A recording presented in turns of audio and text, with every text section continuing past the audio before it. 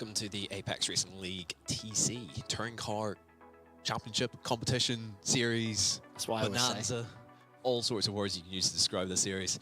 I'm Jimmy Flick here with David Sampson for round 7, and this week we are at Knockhill. We're heading up north into Scotland for the first time, and yeah, Knockhill, a track that we've not really done much of before in ARL. What's your thoughts on the circuit? I had to learn it. Forget what for. I'm glad I did, but it is you used the word earlier. It is commitment or nothing. You are not just off pace. You're on a different layout if you're not committed here. It's tough. In these cars, I imagine it is quite fun. You got the good suspension, good to drive, and a slightly slower. But still, in racing conditions, when you're trying to show the nose and get someone offline, this commitment. Commitment. That's the word of the day for this particular week. We'll get stuck in though with what happened last time out at Spa. So yeah, 3 races at Spa. It was generally a bit of like mag domination early doors here. Really convincing race 1 from them. Not an awful lot that happened here, but we've seen there lap 1 where Mikhailov, who did super well to get himself right up the field there in Pro-Am, falling back through, and then it ended up being a mag for 1-2.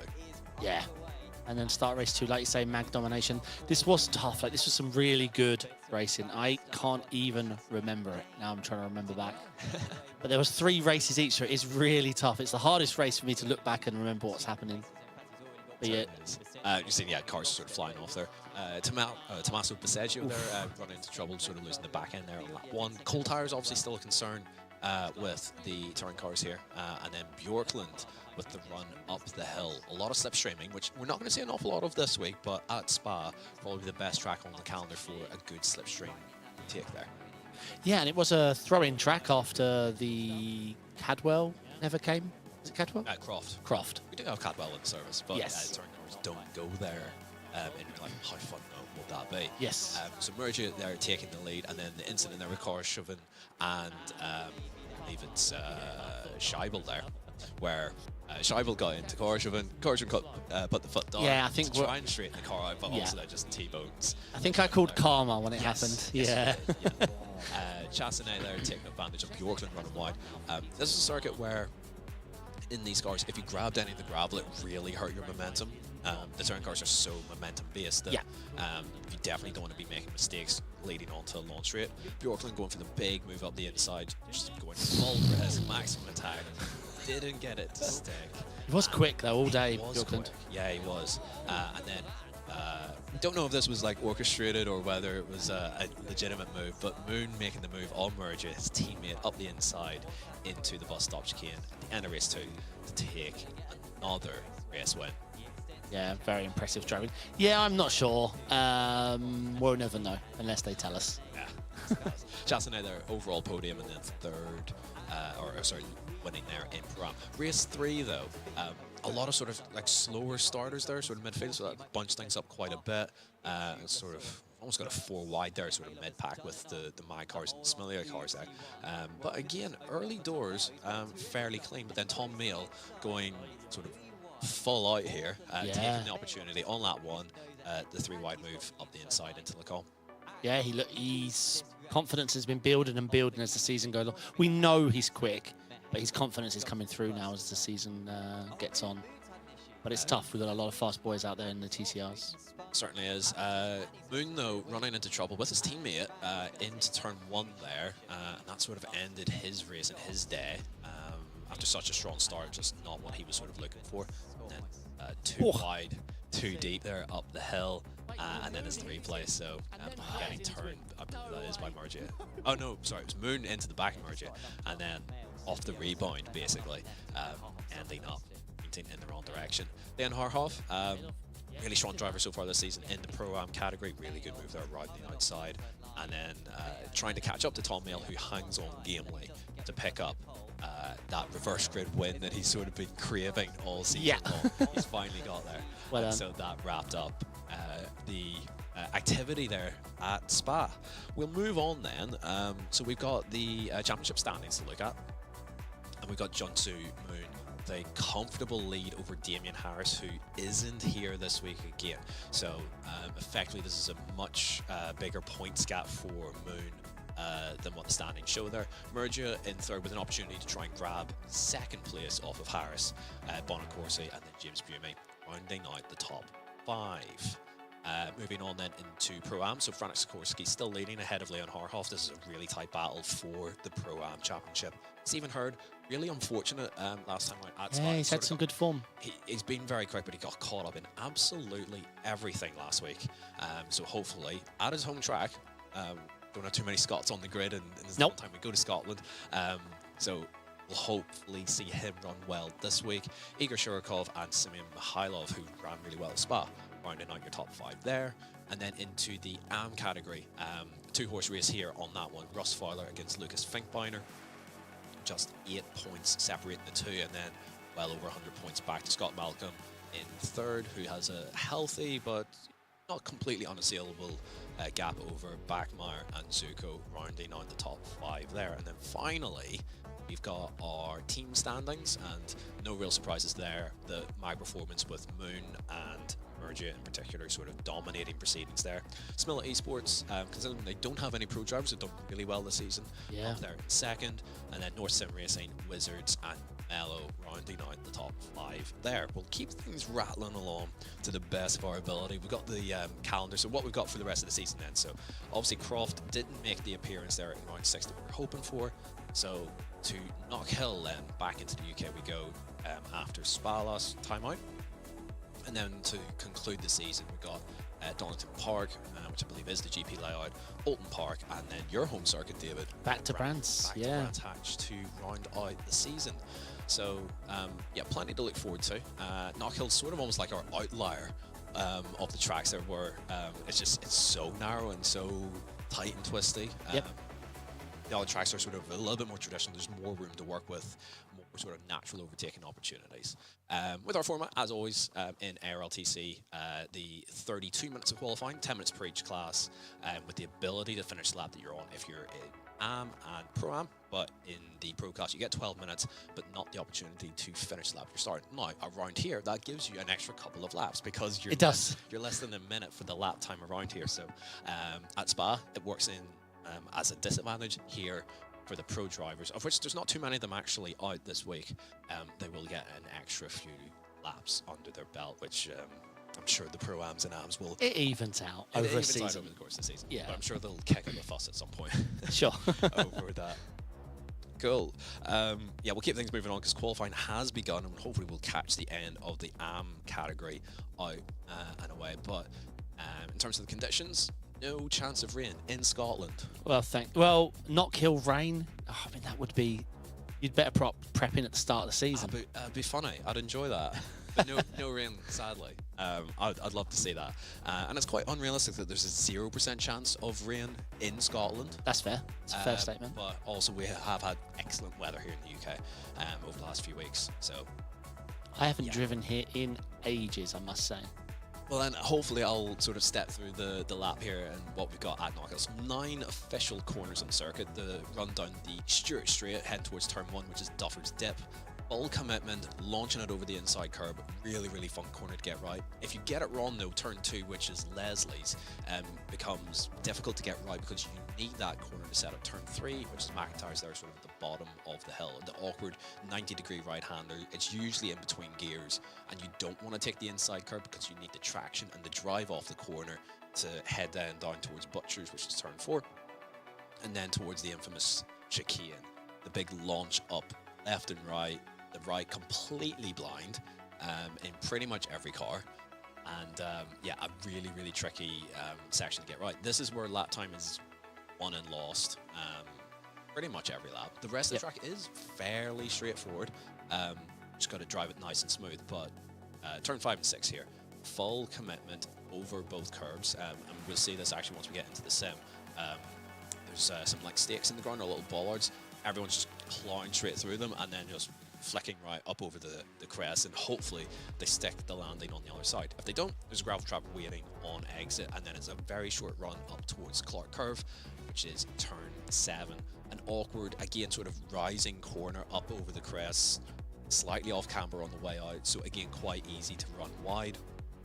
But then you finally get a breather for the first time really on the lap.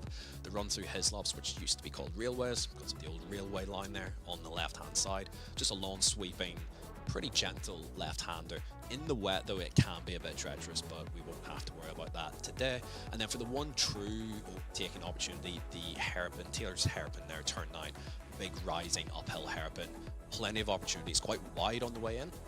And so plenty of opportunity to dive it up the inside, but it's quite easy to defend if you're smart, which is if you just hold the inside line. It's so difficult to get the launch around the outside and then run up the hill towards the line, and that then concludes the lap there at Knockhill. And we'll see plenty of laps here because it is just such a short lap. 1.3 miles, about 2 kilometers in total to get around the circuit. So it's probably the shortest track that we basically go to in iRacing with any sort of regularity. Yeah, I believe so.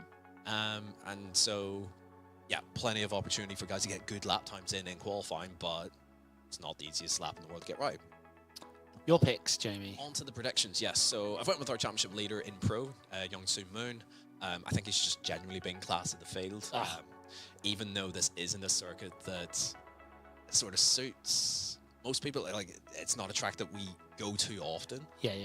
So it's probably a learning experience for everyone. But I've went with Young-Soo Moon. In Pro-Am, I've went with our Scott in Makes Pro-Am. sense. It was a good choice. Stephen Hurt's been very quick all season.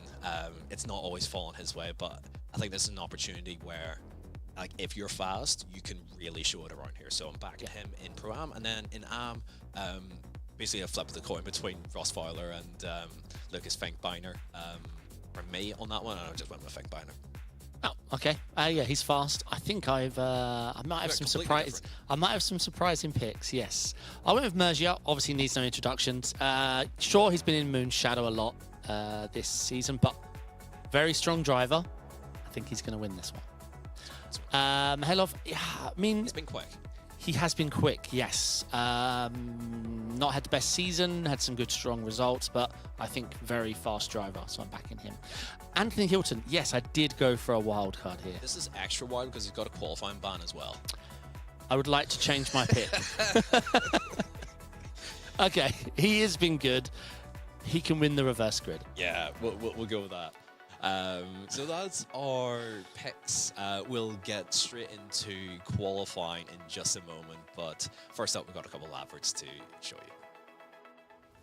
Are you struggling for consistency in your sim racing? Does your iRating look like a roller coaster? If so, we have good news for you. The way to get more consistent is to first understand what you're doing differently than the professionals. And VRS is the answer. With our competitive subscription, you will have the telemetry, setups, tutorials, and everything else you need to fully analyze your driving. Our data packs and the ability to compare your driving with the best in the world will show you exactly where to adjust your inputs, change your driving line, and shave seconds off of your lap times. And our powerful and precise Direct Force Pro wheelbase and precision pedals are being used by some of the world's best drivers. All these champions agree that VRS hardware is not just the best on the market, it's also priced well below the competition. So if you're looking to upgrade to direct drive and the best pedals in sim racing, VRS is your answer. If you want to get better, get faster,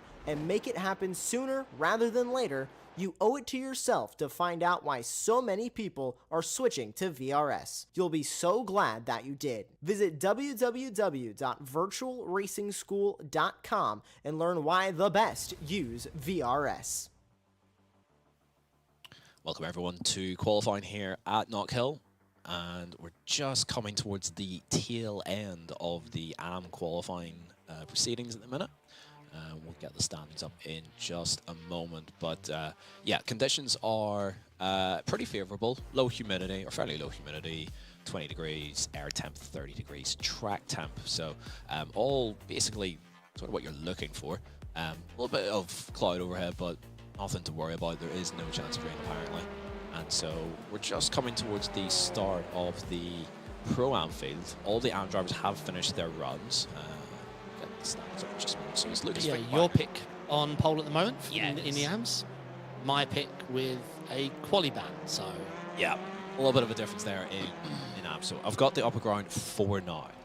That doesn't mean anything, though, really. It's all about the results in the race. And the race is, we've got 3 of them this evening, as per usual. So Franek Sikorsky there, he's got the webcam up, so we'll take a look at him coming through to start qualifying in his first flying lap. Very strong driver. It wasn't he who got promoted from AM? I believe so. There's a good example of the commitment that you need to go through the chicane. That's a little wide. Probably cold tires. It'll take a bit of time to build things up and get into rhythm, but you'll get close to 10 laps here in qualifying. So loads of time to get this right, find a gap, and sort of get your eye in nicely. Stephen Hurt first on the board there in Pro-Am. 4 tenths off. Sounds like a lot, but I wouldn't worry about it just yet. Denisenko there up in the 3rd straight away, but Finkbeiner almost 4 tenths clear of the entire AM field. There we go, David. Yeah, Stephen Hurd there. I pick in Pro-Am. Gosh, he's definitely not an AM. He's much better than sort of the AM sort of category that we have. Yeah. He's almost 5k I rating, which is pretty good going. Very accomplished driver, and yeah, expecting him to go pretty well here. It's also got a little bit of slipstream here, which doesn't matter a ton around here, but every little helps, especially when the lap is as short as it is. As he goes up into 2nd position, Kim Andre Bjorklund, riding on board with now, 7 tenths off, but Harhoff to 3rd. Harhoff up into 3rd. So Let's have an up and down season. When it's up, though, it's very up. It is, yeah. God, this bit. Commitment. Whoa. Bjorklund actually sort of bailing out of it ever so slightly there as Callum Beeman goes purple in the 1st sector. It's the middle sector of the 3 that we have here. Amazing that we can fit 3 sectors into a lap so short here, but we do just about manage it. But yes, Harhoff up and down season, and yeah, we'll see how it goes. It'll be interesting actually to speak to some of the guys after the race to see how they felt preparation for this went, because this is just attractive. A lot of these guys have raced on regularly as Beeman goes up into 2nd. Yeah, you're right about that. I think we will see a skill gap start to build, but yeah, Lucas Finkbeiner with a very impressive lap at the moment, holding a nice gap on. Prime's have got quite a few laps in. Their tyres are coming in now. Yeah, I do still expect times to improve. It's also about building that confidence as well to hook up the lap. And it's very easy to off-track a lap here as well, so... Yeah. And you might as well, if you have this many attempts, you might as well risk it. Absolutely, absolutely. Hockenheim T1, you know, if you had that many attempts, you're going to try it. Yeah. You're going to just pray you can keep it in a millimetre. Callum Beeman again, nice and tidy through the final corner, up there at the Taylor's hairpin. Drive to the line. Does he go quicker? He does not.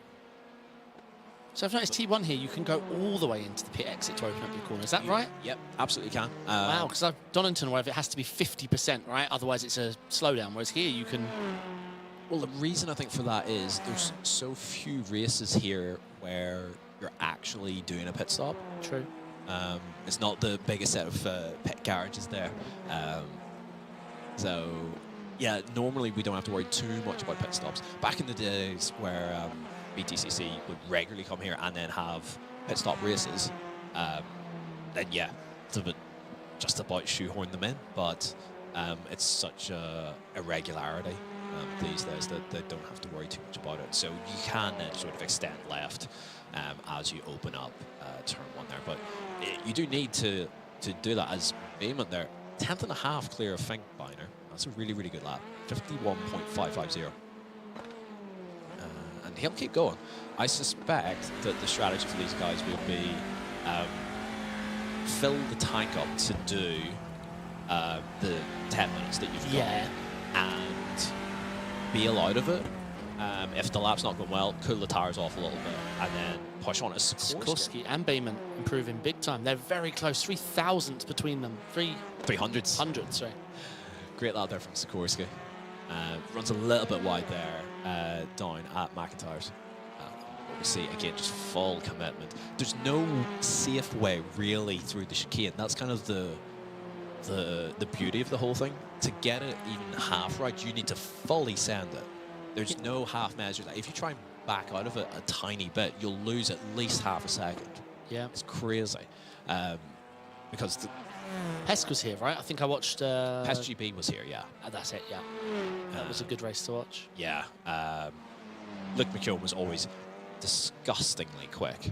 Oh, Shirkov trying to come out of the pits and having to jump into the gravel. Well, see, that's where this question lies. Shirokov was not in the wrong here. He acted like, oh my God, like I'm ruining his lap. But no, sir, that's your pit exit. Very true. It'd be interesting actually to see if anyone has any like major gripes with that. But yeah, it's not the cleanest way through. Phillip Island's not a track where you can fall victim of that quite easily. What a track, though. Top 5 for me. Yeah, it's in my top 5 as well. Be interesting if we can get touring cars to go to Phillip Island. It'd be a bit of a trek for the BTCC boys to do that, but for our entertainment, I would hope that they. Although fit that T1 to the schedule with these new cold tyres must be scary. Oh yeah, especially first time through. You got to load up the lateral left. Keep so much right turning. Yeah. We can add Lazarchuk here coming over the line. Oh, we didn't catch his Hertz lap. He is also absolutely on it. So Finkbinder, our AM driver, down to 4th, but that's massively respectable. If we look at our P2 AM driver in P12. Yeah, that's a huge gap as well. Bearing in mind that the points are dished out based off of where you finish overall in the race, not just in your class. So being able to put distance between yourself and other drivers in your class is really, really important. Oh, yeah, 100%. For the pros, it's the biggest way for them to lose points, but in AM, it's insane how many points you can gain over your competitor. Yeah, exactly. It'd be quite difficult actually for these guys to improve in the middle sector because there's going to be so much gravel that gets kicked onto the circuit. And we know that gravel is quite slippery these days. And a lot of people will be running wide. It's not easy, especially whenever you're just fully committed to trying to just sand it and get the car to stick 1 time out of 10. You might as well just absolutely push the limits. Shirkov here is hopefully going to demonstrate that. Oh no, he's lifted out of it. It's safe through there. And maybe in this car you can get away with that, but he didn't like absolutely fire the car into the corner. Yeah. So maybe that's where he's losing a little bit of the time. He's half a second off of the pace of Sikorsky, who currently leads the way. Some drivers coming into the pit, they haven't maybe fueled it up quite enough. They're not going to get back out again. So that's Bjorkland and Stephen Hurd. So that's 3rd and 7th. They're not going to be able to improve their lap times. Yeah, this will be the last laps for anyone who crosses now. They'll no, they won't be able to start another one. You're right. So these guys on their final lap, Mihailov up into P6. Waiting for him, and he pulls off. So that's him done for qualifying. Looking now at Taran Scheibel. Harhoff, purple in the middle sector. He's finally got it hooked up. Let's see if he can clean up the rest of the lap here. Pro drivers, of which we only have 4 of them, will be taken to the circuit in 10 seconds time, actually. Harhoff through the final corner. That's wide. Hang on to it. Drive it as straight as you can to the line. Yeah, I was just his first sector was okay, 10th off. Yeah, slight over his teammate. But he ended up with a couple of wheels in the gravel on exit of the Taylor's hairpin. And well, the teammates are all together, actually. Lucas Finkbinder, Leon Harhoff, and Taran Shi were all teammates at Smiller, Germany. Yeah, it's the AM that's ahead of the 2 yeah. clubs. Love to see it. So, looking now towards the pro drivers. We've also got Apex Racing AC helping out with this series. Setups, telemetry, track guides, and coaching available. ApexRacingAC.com. Setups built by some of the best in the world. I wouldn't put myself entirely into that. We've got Alejandro Sanchez and Johan Harth building setups. And yourself, shut up, mate. You talk some nonsense sometimes. I can coach. I can do that much. I'm just not always the quickest driver in the world. But yes, plenty of track guides and coaching. We've got reference lap files, setups, replays, you name it, we got it. ApexRacingAC.com. So into the pro category. This is actually going to be like quite probably tame almost in comparison, because we've only got 4 of them out there. Bonacorsi, Young Soo Moon, Tom Mail, and Giacomo Murgia. So really commit. That's how we do it through the chicane there. You've got to get the car gathered up though pretty quickly, because it's not too long of a distance until we get to the Clark curve there. And it's interesting to see whether taking all of the inside curb or taking none of it or taking a little bit of the curb is the way to go there through that corner, because it's such a, like, the angle of the curb is so steep. You can clamber over it, but whether the car actually can take it, land, drive off the corner.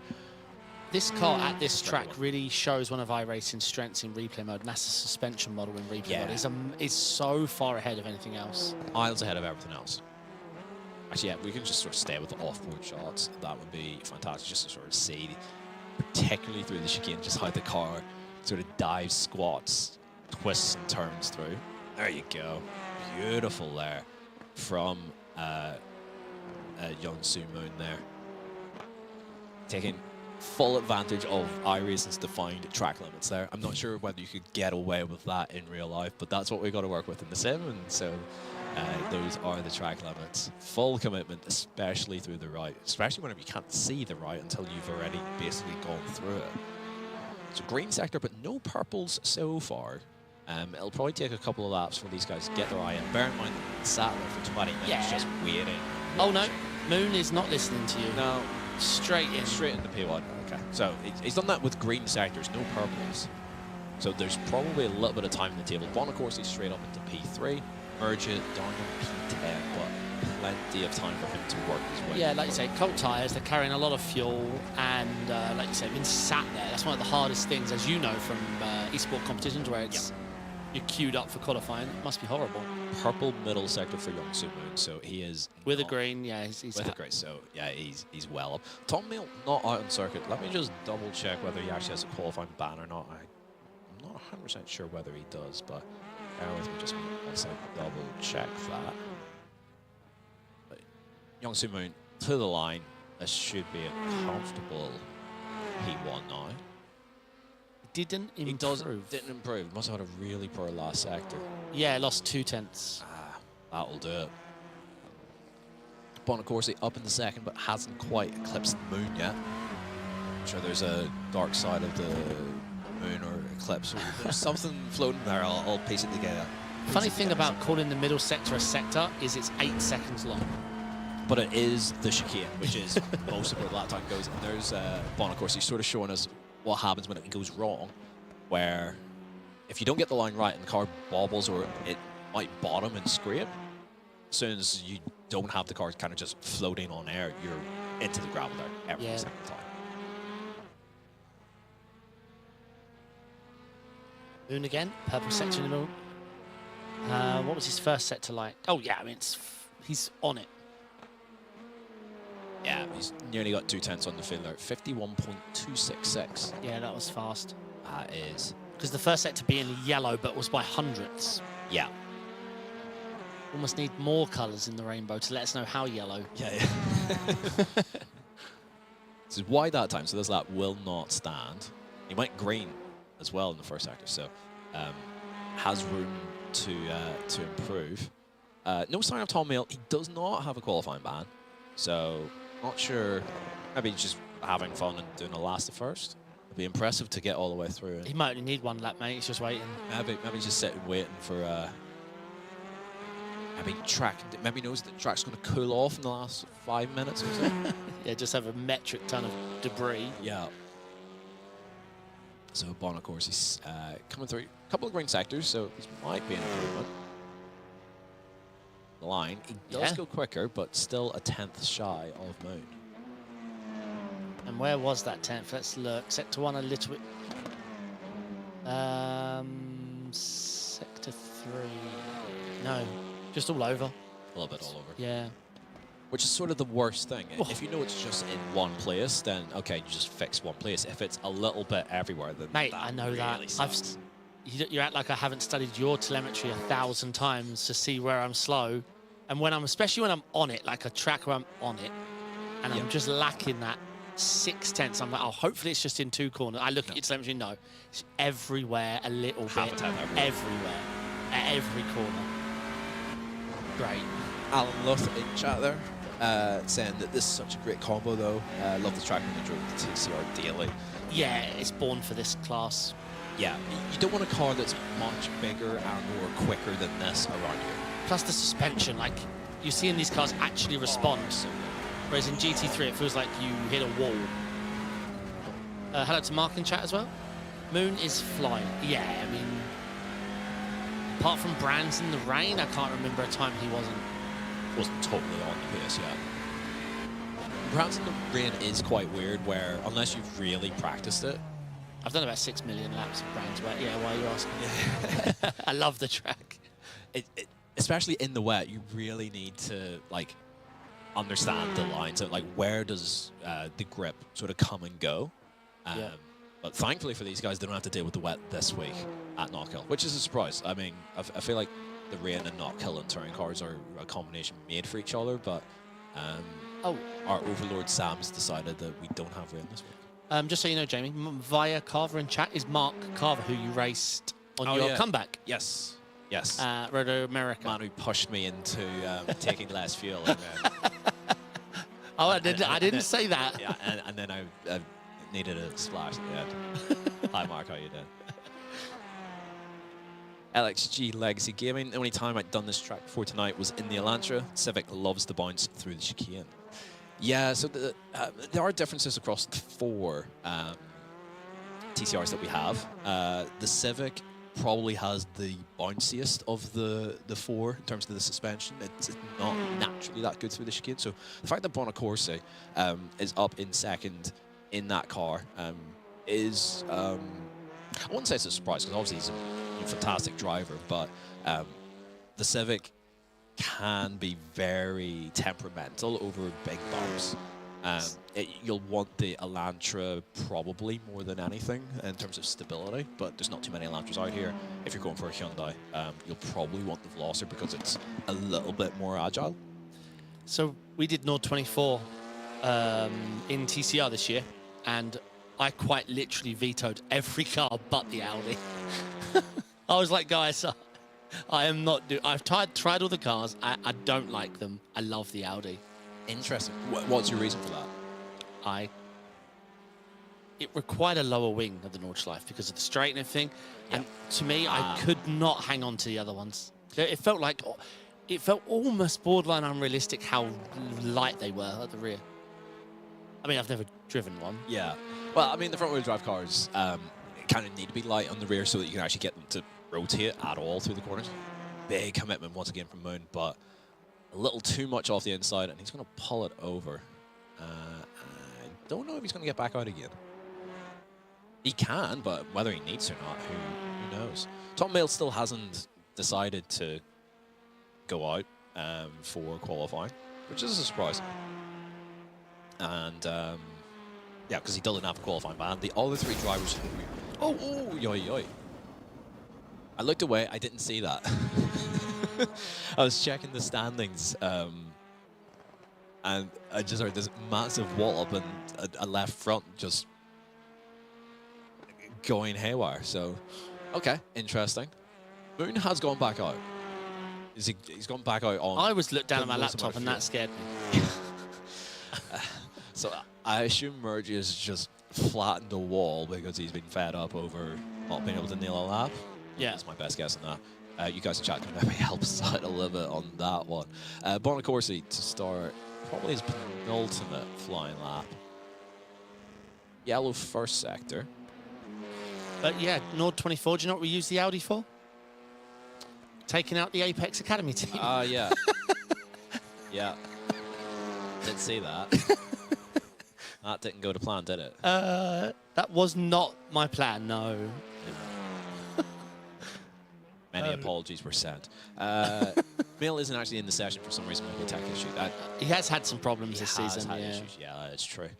Bonacorsi Odoline, can he usurp Youngsu Moon at the top of the standings? The answer is no. And that will do it for him for qualifying. So with no one else out on track, it is just Youngsu Moon. and he will not have time for another lap, so this will be it, and then we're going to have to sit for about 45 seconds and deliberate what's just happened in qualifying. But over the line, Young Soo Moon goes 4/10 off what he'd previously done. I guess he'll just keep going around, and hopefully will just gives us something to at least look at. Why they're through McIntyre. It's so easy to get that wrong, and he's actually then just pulled it over. So that will do us for qualifying for round 7 here at Knockhill. I think the standout lap for me watching, Lucas Finkbeiner, P7 in all that. Nearest opponent, P15. Huge opportunity, huge lap. Obviously put the prep in. 2.19, 2.1K. And I'm pretty sure I would be sat behind him in qualifying. Great lap. Yeah, super stuff there from Finkbeiner. I would love to know what Moon's first lap was, because it went pole. And I'd be interested to know how close, what position he would be if with just that lap. That's how on it he was. Well, minimum would be second because Sikorsky had provisional pole. Yeah. And only Sikorsky got ahead. So first lap.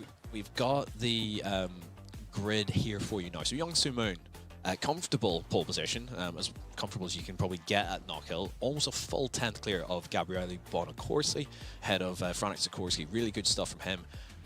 Leading in Pro-Am, 3rd overall. Really, really good stuff. Giacomo Murgia, a frustrating qualifying probably for him in P4, but still an opportunity to do plenty of work from there. Callum Bayman, really good qualifying in P5, and then my pick in Pro-Am, Stephen Hurd, rounding out your top 6. Then our top AM driver, Lucas Finkbeiner in P7, head of his Smilia Esports Germany teammates, Leon Harhoff and Tyron Scheibel, with Simeon Mihailov rounding out your top 10. Then it's Kim Andre Bjorklund, Nazar Vasilchuk, Pavlo Denisenko, Igor Shurikov, and then the second of our AM drivers, Kevin Marshallsey, head of Daniel Spillane, Ross Fowler, Julian Backmeyer, Thomas Coombe. The back of the Pro-Am drivers, Mark Hutchinson in P20, and Scott Malcolm's the last of our actual qualifiers there in P21. And then from the back of the grid, those not set in qualifying time, Tom Mayle, Attila Toth, Anthony Hilton, was your pick in AM, and Tommaso Baseggio. Let's rise. And the lights go out, and away we go here at Knockhill. Good start, as always, from Young Soo Moon. And he's pulling a little bit of a gap there across front of the nose there of Gabriele Bonacorsi, but all clean further behind. It seems, hopefully, all these guys can get through the opening lap neat and tidy. If it's 1 too wide back, that'll be interesting to see how they get by on this 2. Yeah, it's all civil so far. Just everyone needs to filter out. A little bit of a barge there on Vlasilchuk, as everyone cuts through the chicane now for the first time.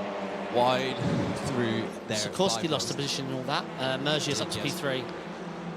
Hutchinson there falling down through the field, and then Fowler and Marshall stay side by side, but all clean so far through the opening lap. It's Moon, Bonacorsi, Murgia has got ahead of Sikorsky, Hurd has got ahead of Bayman, and then Finkbeiner's holding off his Smilia Esports teammates in P7 there to lead our AM field. Over the line to end the first lap. All systems go. No major issues. Actually, it's Daniel Spillane. Yeah. With it's internet. Yeah, it's just a connection issue. But everyone that's taken to the start, no Anthony Hilton off the start, neither has Tom Mayle at the start. These similar esport boys definitely prepped to go, because I swear, every race we see, there's at least 3 of them packed up. Yeah, they always seem to be at the same. Yeah, sure, the match boys do that as well, but it's usually at the front. But I'm saying the similar esports, it's always very similar pace. Denisenko, is that a connection issue, or is he? Yeah, he's back. He has popped back in. That's going to be disconcerting to follow, as Spillane as well with an issue. I'm loving the headband. Head there. I should try the headband. Vasilchuk trying to go around the outside of Denisenko. We'll see if this is possible, but it's really, really unlikely. But he's managed to keep the note. Oh, he's just missed out there. It's going to be so difficult for anyone to make a move around the outside here. But opportunities will present themselves when people make mistakes. Not if people make mistakes, when they make the mistake. So a patient waiting game probably for most. But most people will have also sort of qualified probably where they're going to be in terms of actual pace. So this has just been a bit of a waiting game. It's not too many people out of position. I mean, you want to follow close, and yeah, I mean, you want to show your nose stupidly every now and then and try and get them to make a mistake. But other than that, it's just about thinking about these 3 races you've got ahead of you, because you need to maximise point. If you've blown your qualifying, then you got to think a little longer for sure. Vasilchuk again having a go at Denishenko. This time he actually does get it done. Coming out of Clark Curve there, and then the run down towards Taylor's. He's got the move done.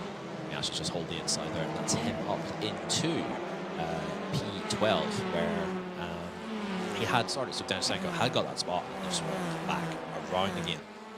Russ Farler up 2 positions. He's now second in the AM category, jumping ahead of Marshalsea and Spillane. And also doing the same thing is Julian Bachmeier. Everyone's pretty much gaggled up from 1st to 22nd. There's some 1.1 second gaps as Stephen Hurd's got past Franciszek Sikorsky. Your pick there. As indeed. Up at the P4 overall, leading now in. This has caused a big gap now. Almost 2 seconds. So I think this is going to be what I'd mentioned before. It's all about being consistent with the chicane here. Of course, he's running massively wide, and that gravel's really slowing the cars down. And Stephen Hurd says, "Thank you very much." Straight up the inside into the Clark Curve. But Sikorsky was able to hang on. 3 wide. Not on your teammate. Harhoff. Someone's got to back out. It is going to be Harhoff this time. Figbanger making the move there. So cost him on 2. So Beeman has lost 2 positions as well now. I'll be on Hurd and on Finkbeiner. There is that mentality, right, though, when the guy in front of you is a slower class. It's almost like a billboard on the back of their car where you're thinking, move, like, yeah, get out of my way. Yeah, but even though it's everyone is fighting for their position on track. Yes.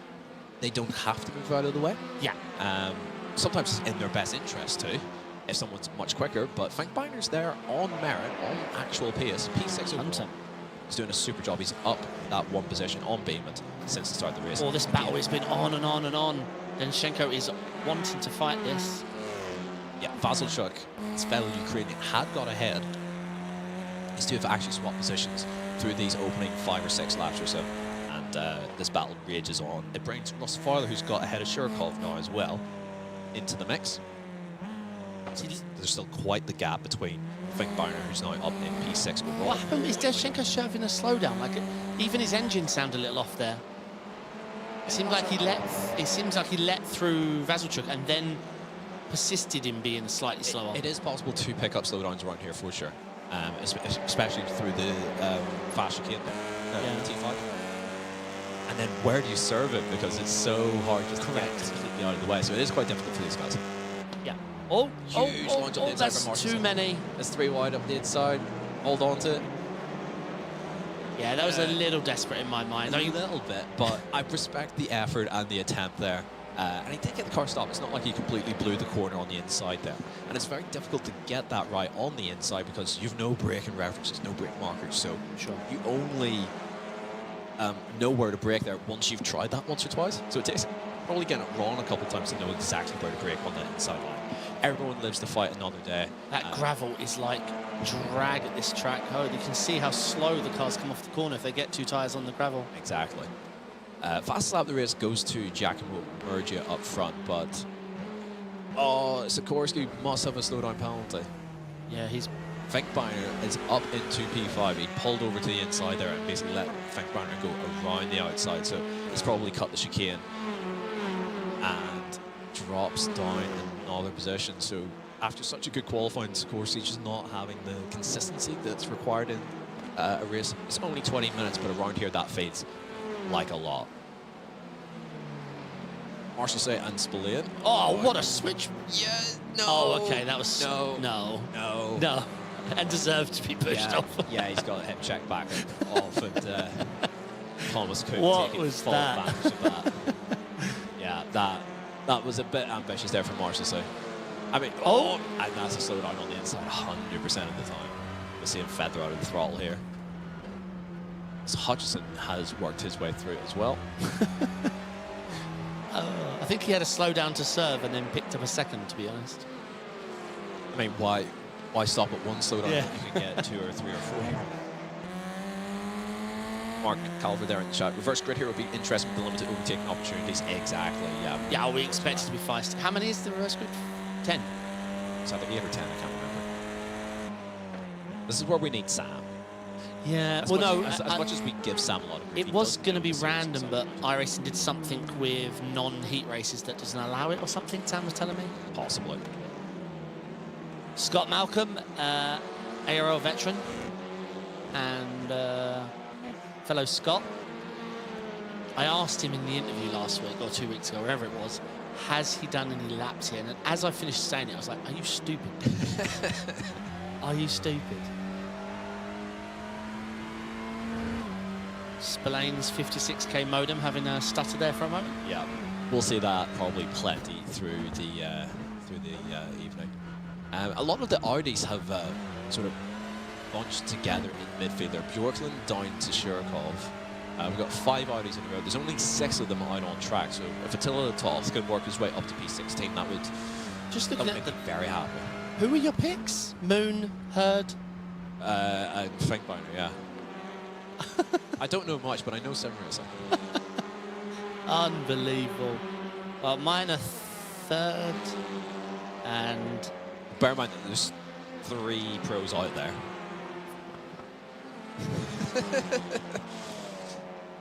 At least he is, you know, in 30s. He's ahead of all the pro-ams and yeah. As I see, Lewis has just pulled up on the on screen David's predictions, just to make sure that yeah, I'm doing terrible. I am doing. There's plenty of time for this all to swing back into your favour. 100%. As Toth actually gets ahead of Tommaso Passeggio, who's had an issue. Yeah, he's had an issue, at the Taylor's hairpin. Get a replay of that. So what I'm going to guess is going to happen here is that the backend's gone light on him on the way in. Yep. All right. And then keep the foot down. Keep the foot down. Nope. Best way to see if that is just to Throttle through it. just keep the throttle in and the front pivot back round. Ross Farlow there in the very, very bright liveried Audi that he's got going on there. Whether that's a good or a bad thing, I don't know. Oh, yoy. Merger trying to go around the outside of Bonacorsi. No chance that was going to stick clean. And now he's going to he's going to take the slow down and the position. So this is going to be... I mean, there's no way that the position should stick. He's got to slow down as well, still to serve. I'd still like to look at that replay, because Yeah, obviously I'd like it to looked look like at Bonacorsi, Mergia just turned, but obviously we got it. It all happened so quick. Yeah, hopefully Lewis in the booth can pull that up for us. He has one job, mate. One job. He has one job to pull it up, and up it has been pulled. No, it is not. This is from a lap before, I want to say. Bonacorsi's ran wide out of the chicane there. We'll get that pulled up in a moment for you guys. Shirkov has got ahead of Russ Fowler again. Daniel Spillane again struggling with his internet as he crosses start finish line. Do worry that might give him like a packet loss thing over the line. But anyway, this is the big incident. So big defend there from Bonacorsi. I guess maybe just not getting the drive he wants out of the Taylor hairpin. Bit of a squeeze, but I think it's all fair. And then, yeah, no, Merge is just overcommitted and then turned in. So. And what about the defence? Like, because obviously he moved all the way right and then tracked him all the way left. And I mean, I think as long as he gives him a cars with, it's not really a problem. Yeah. And then Merge, I mean, he's held up Bonacorsi there a little bit. No, I agree with your take.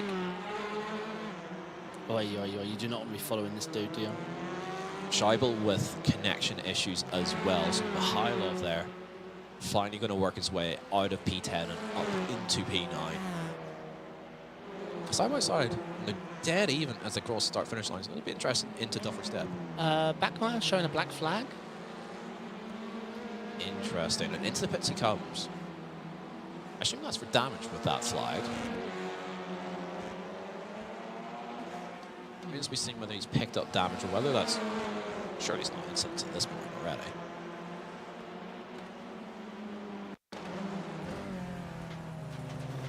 We've got the replay, so we'll see what's happened. Oh, no. Yeah.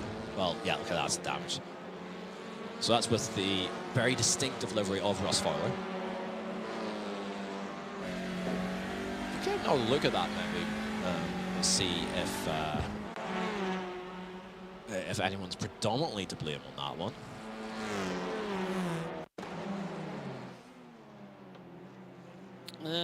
just sort of threw it up the inside, and Fowler's just trying to hang on for dear life. And Look like the two are always going to meet. yeah, I think that's maybe slightly self-inflicted there. Back with live pictures. Moon leading by a whopping 5 seconds. Ay, ay, ay. I've just noticed that. He's, Something must have happened. Well, what we caught a small glimpse of was Boncorsia of running course. wide, and then Yeah, yeah, Boncorsia yeah. and Mergia have sort of got into each other a little bit, and that sort of extended the gap. Fighting a ghost. That would be Tarn Scheibel. Got 2 of them out there. Yorkton going deep. He's going to try and hook it up on exit with a run, but it's not much of a run. Yeah. You like the TCRs? I do. I've always had a soft spot for them. Yeah, I've always watched a lot of touring cars, so being able to... Oh, this is horrible to follow. Wait, that isn't internet. Well, when it blinked, he blew the corner, which suggests it's more of a graphical issue that Yeah. he's having freezes, and then obviously we don't get any computing. Which is why he's probably fallen back as far as he has done. He was up with his teammate, Fink Biner, who's now in P5. He's dropped 6 seconds or so off of that, which isn't going to just be on pure pace. Yeah, the disappearing definitely seemed to affect him as well. Yeah. And it's difficult for Bjorklund as well, because he disappears and then comes back somewhat consistently. So how do you follow that? Because there's nothing predictable, there's no, like... All you have to do is hope that they're doing what they normally do and you do what you normally do, and Yeah. that's it really. But you can't react if he actually hasn't done something that he doesn't normally do. exactly. So sure enough, he hasn't blinked out that time he makes the corner. Hutchinson alongside Marshalsea. Not easy to get it done. No, but he does have the high ground on the outside there, so if he commits hard, he'll hopefully get it done. And Marshalsea trying to hang on. Good racing from these two. Marshalsea almost trying to get a little bump through McIntyre's there, but it's not going to be for anything there. And Hutchinson climbs up another position up into P18. So, I mean, Moon gets to show... We go to Brands at the end of the season. Yes. Oh. I think there was a little touch there from Scheibel on Bjorklund. If Moon Bjorklund can, has got ahead here. If Moon can show at Brands, then he has just been dominant at every track he's asked to race. Yeah. Marshallsea's actually got back ahead of Hutchinson. I hope that was glue. It probably was. That's not what you want to see. Marshallsea round. Yeah, we'll get... Hutchinson with damage. They both got damage. Hopefully we get a replay from before Taylor's hairpin. We will. So this is going to be a lunge. Marshallsea's scouted this one before. It's a big move to the inside and gets it to stick as well. So yeah, it's just glue. Yeah, it's a bit of glue and just sort of the natural. Yeah, you see this happen so often where the car on the outside who's being overtaken feels inclined to bring the car slightly across, just to not be touching grass or gravel or whatever. Sure. And car's already there.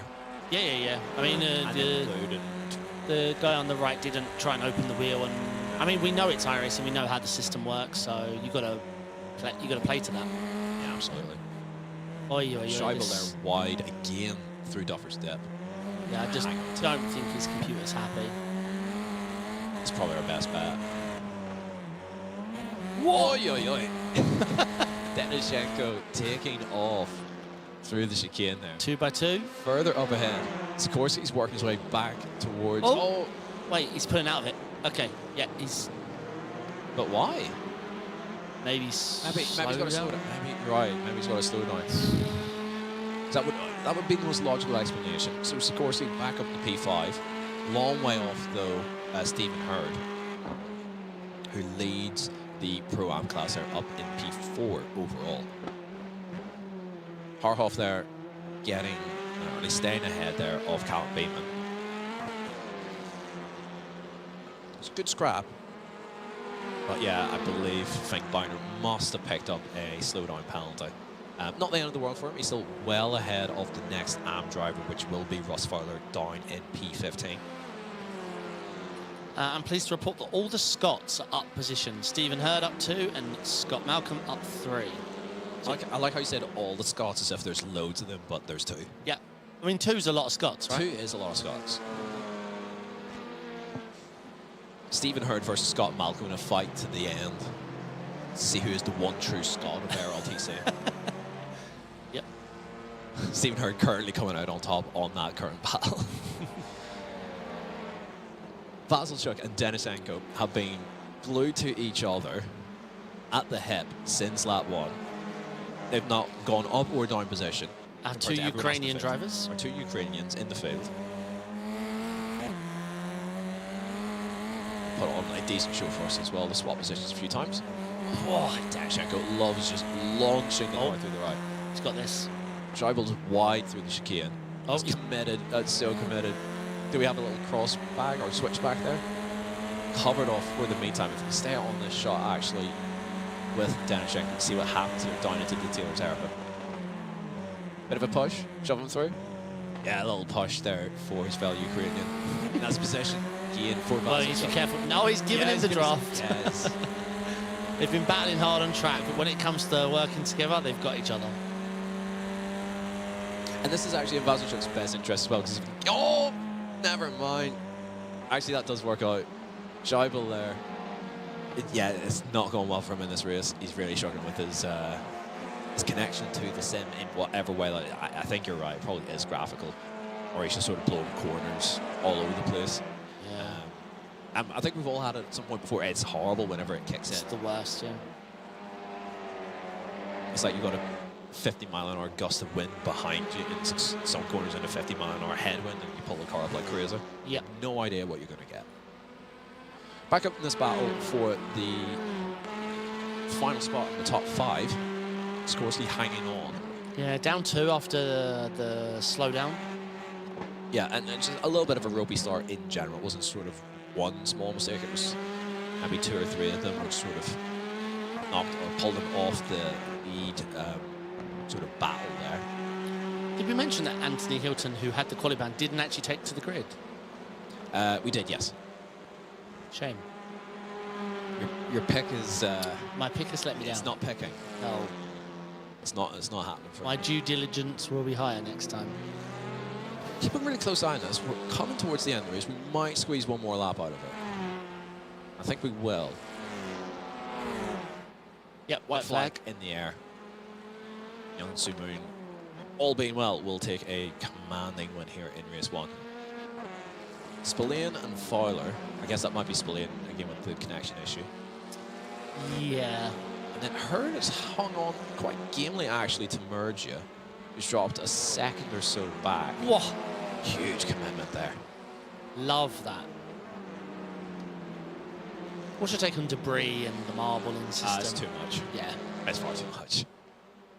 Coming into the Steelers Hairpin for the final time in race 1 is Young Soo Moon. Neat and tidy as always. And then the pull up the Stuart Straight for Crushing. a dominating win here. Race 1 at Knockhill. Young Soo Moon wins ahead of Gabriele Bonacorsi, and Giacomo Mergia will come home in 3rd.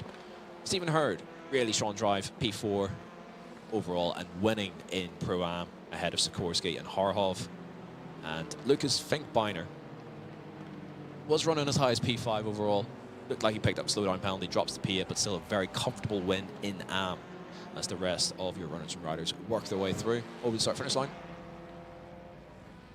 Yep. Daniel Spillane is actually going to grab 2nd as he dips in and out with his connection. 2nd place in AM. That's a decent result for him. Been a very up and down season. Issues for... Oh, no, it's an issue for Ross Fowler. What's going on there? Fuel.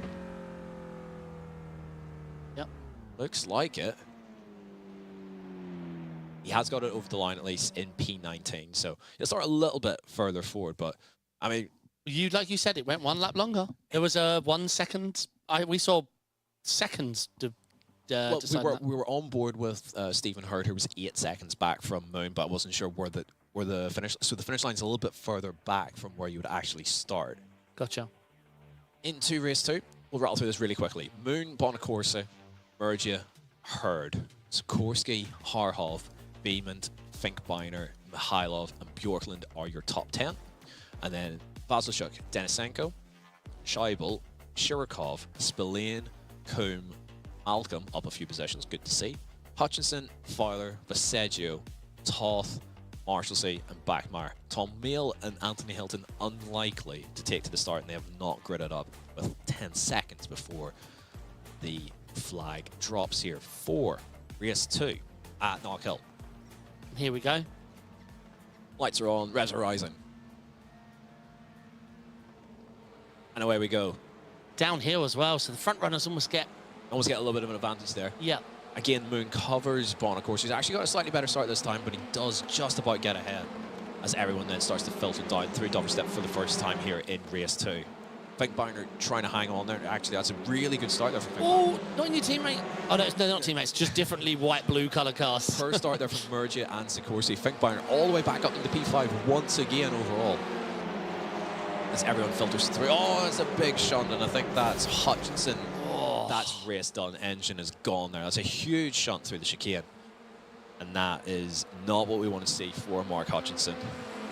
Everyone else, though, through cleanly, but we will like to get another look at that if we get the opportunity to do so. But Mergia and Sikorsky really down. Yeah, huge swing there at the start. So Finkbeiner is sort of our big mover and shaker there, making all those positions back that he lost with the slowdown there in race 1, back up into P5 overall. Mergia's got a lot of work to do to try and work his way back up to where he originally qualified and finished up there in 3rd position in race 1. But we'll take a look back once again at Mark Hutchinson and see what happened here, side by side with one of the smaller esports cars. Yeah, what can happen? Oh, it's just checked up massively, and he just got squashed left, and that's a hard one to call and a hard one to for him to take as well, because he's probably not done anything wrong there, and it's just all stacked and crazy. Finkbeiner has actually worked his way up to 4th now, as Harhoff has a slowdown penalty. And it's having to take the slow, long run round. Yeah, Sikorsky's not happy. That's how I'd do it. I don't want glue on netcode. Move over. Side by side, Harhoff looks like he's got a slowdown cleared. So this is big actually for the championship with Harhoff and Sikorsky duking it out in Pro-Am. Side by side. Oh, that's a huge shot. Is he going to take that kindly? No, he's not. He's going to push Sikorsky wide, and this is going to stack up like crazy. Everyone, please take a care through the chicane. Absolutely no respect given here. But they've all just about made it through. I think that's... it is hard. If you've got a slow car and exit chicane like that... Harhoff's down 8 positions now after all of that. But he's still, I think, dropping. That first contact, the one Harhoff was angry at, was about 3 foot of netcode. It happened rather quickly, but I'm willing to say it was at least 3 foot of netcode. We will see on the replay. 2 wide, 2 deep into the Dealer's Hairpin, but everyone's sort of scrambling the way through. And it looks like Vasilchuk has sort of gained the most out of this. He's up 3 now. He's finally broken away from his fellow Ukrainian Pavel Denisenko with we'll see. They're together again. They're back together again. The 2 of them working together. He's actually going to have the inside here for McIntyre's and gets the move done. So the Ukrainians up 3 positions once again. Once again, they are together, and as we come through the chicane, once again, it's sideways there from Denisenko. And that's Beeman there trying to work his way back through. He's had a poor start to this race. Up the inside there of Kim Andre Bjorklund. Bjorklund getting... I mean, he's quick. He's getting absolutely... He's sort of getting fed to the dogs a little bit on this one. Oh, they're squeezing down the straight. Heading back towards the Dealer's Hairpin once again. The inside line is so important here. Yep. And that's going to be the drive off the corner that Callum Beeman wants. And that's possession done and dusted for now. And he's back inside the top 10. It's all kicking off here in this time. Yeah, we know Bjorklund's fast, so he's going to fight this back, but just needs to collect himself.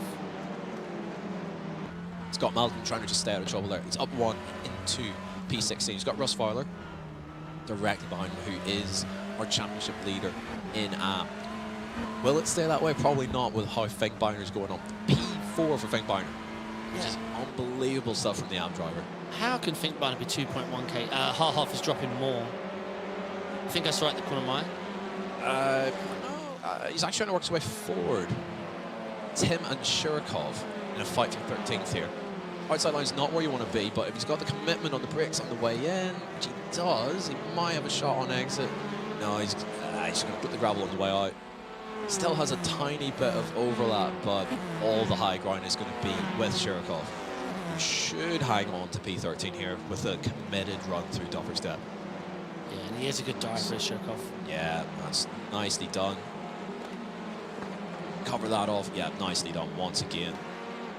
Just keep it nice and compact, and then you can try and breathe a little bit through the chicane and hang on for position. So Frank Biner there, desperately trying to hang on as he's just run a little bit wider through the clock curve. Merge is going to easily sweep through and has the inside line. Russ Fowler, there's been an incident. He is dropping. He is He's to the absolutely back of tanking, yeah.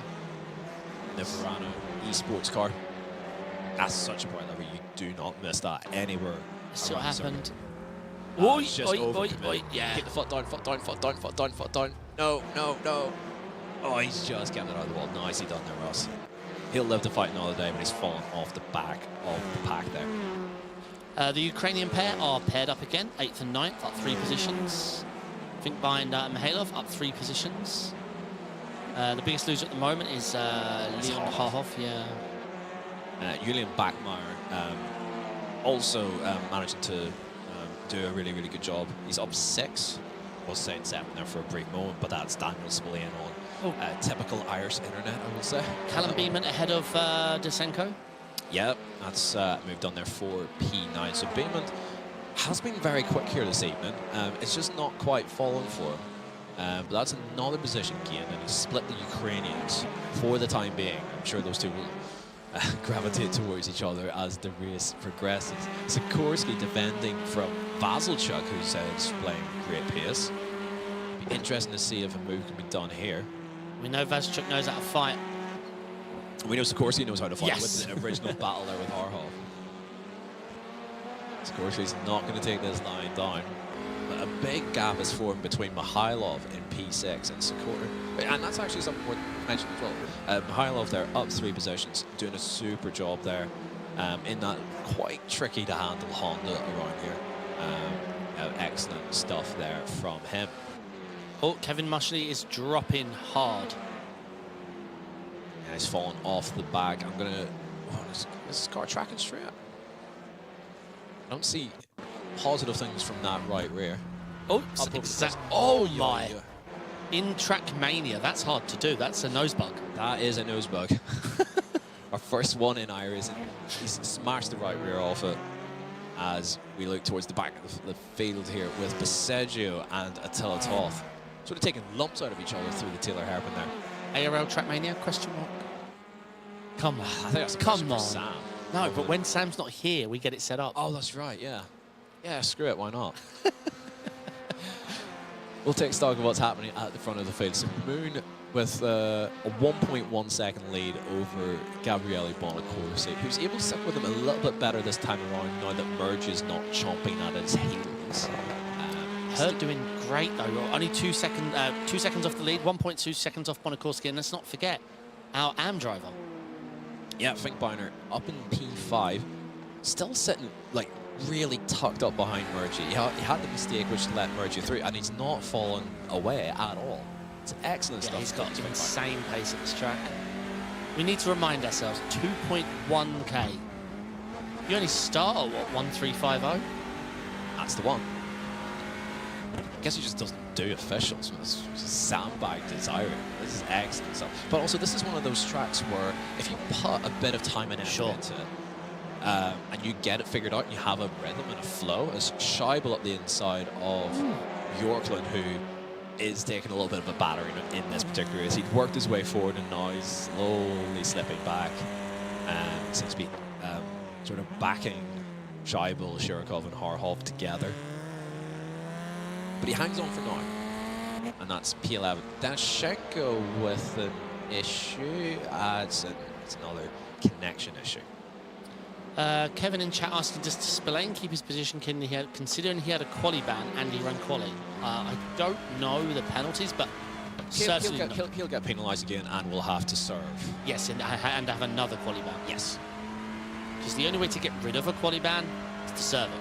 He'll officially keep the position that he finishes, but he will get penalties for running and qualifying when he shouldn't.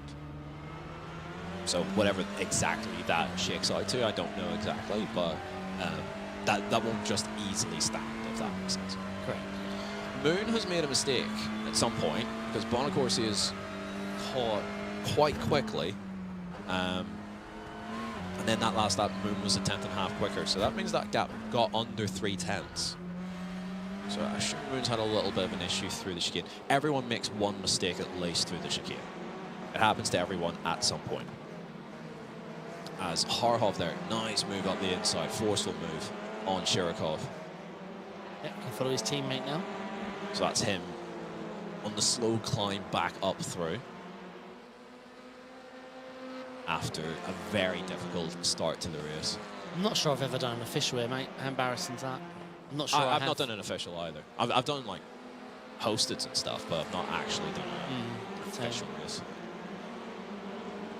Beamont, another one trying to work his way back through. He's caught up to the back of Vasilchuk, who's slightly fallen off the back of Sikorsky, who has caught up now to Semyon Mikhailov. Taking a defensive line. Sikorsky's found the inside line. Can he make it stick? That's such a forceful. Wow, what a late break there. That's total commitment there from Franek Sikorsky. And up into P6. And Beamont in the background, they're trying to get up the inside of Vasilchuk. Side by side through chicane's never going to work, lads. He does bail out of it for now, but he's prizing Vasilchuk off the back of the cars ahead so he can get a little bit of a slipstream run rather than being stuck in the train. It might bring Denisenko back into it, but if he knows he's quicker, it probably is the right move for him. It's a good beard, isn't it, on Callum Beamont there? Oh, fantastic. It's much better than mine. Whenever I see beards like that, it makes me wonder why I even bother. Like, I'm wasting my time with the beard that I've got. Whenever one of those rocks up, I'm like, jeez. And the hat, like, finishes it off. A well put together man is Callum Beamont, and he's orchestrating a good race here. After a difficult start, he's working his way back up through the field. So after that Franek Sikorsky move, there's no hope of him moving further ahead. 7 seconds back from Finkbeiner. Mikhailov and Franek Sikorsky. Looks like it could be a good battle. Certainly could be, and there's still sort of nose to tail. Spillane, once again, with connection issues. Beamont's flashing the lights. Not sure what that's about. I assume it's just a distraction technique, and it's not anything that Vasilchuk has actually done. Yeah, I do not. If it's a distraction technique, I have a reply for that. I flash my lights at them, my red lights. Yes. Yes. And then they cry NDM when they're gone. Something that rhymes with cheek brack. Yeah, exactly. But obviously on stream, I make it look like. Yeah. You've got to disguise it, don't you? Correct. Yeah. Mark Calver in the chat there. It's a beard that screams IPA session beers. Say that to his face, I dare you. He's opposite of you as well, Mark, I'm pretty sure. Jamie. I'm not here often, so I'll fire as many shots as I can. Okay, looking back at Franek Sikorsky, this is just going to be one massive scrap from here to the end because yeah, it will be. There's nothing further ahead to fight for. Yeah, and we've got Franek Sikorsky, Mikhailov, Vasilchuk, and Callum Beamont in this. Huge gap to the cars ahead. Moon has extended that gap back out to Bonaccorsi to 1.2 seconds. So any danger that Moon had has been sort of weathered that particular storm for now. Herd still running really strong there in P3, but Merja is very slowly closing him in. Beamont here once again trying to work over Vasilchuk. All that Nazar has to do here is defend the inside and just take a somewhat committed corner, and he should be able to hold this off, but Beamont has been really, really strong. He's going to try the little cutback. Yeah, that'll actually do quite nicely. Vasilchuk blew the corner and then tried to cover the inside, but still doing so. Is it even going to be enough? Yeah. Yeah, Beamont actually set the corner up really, really well. You don't see that often. I mean, it's opportunistic and they need to make a mistake, right? Exactly. But it's putting pressure. Like, if you just keep putting pressure on the guy ahead, they're likely to make some sort of error at some point.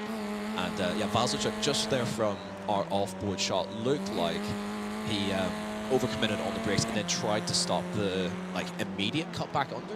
Yep. And Beamont there driving it deep deliberately to trying to almost get like a slingshot run on exit, and then was able to take the outside line there. So a bit of a weird overtake, but yeah, Vasilchuk sort of getting that a little bit wrong, and that opened opportunity.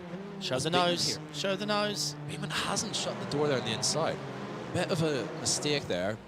Has got away with it though, and will hold on to 8th position and can now chase after Semyon Mikhailov. A bit of a gap has formed. Sikorsky and Mikhailov have sort of knuckled down and put down a few quicker laps, whilst Beeman and Vasilchuk have been battling. What this does though mean, David, is Vasilchuk and Denisenko are back together on track. Yes. P9 and P10. So instead of being up 3, they're now up 2. We've seen them work together, but we've also seen them fight very hard. Yes. Yes, we certainly have. Yorkland, very fast guy. This isn't his track. Like, he looks quick out there, but he always looks when we cut to him under attack. Yes. We know he's quick. But he's also got Taron Scheibel and Len Harhofer, maybe slightly out of possession.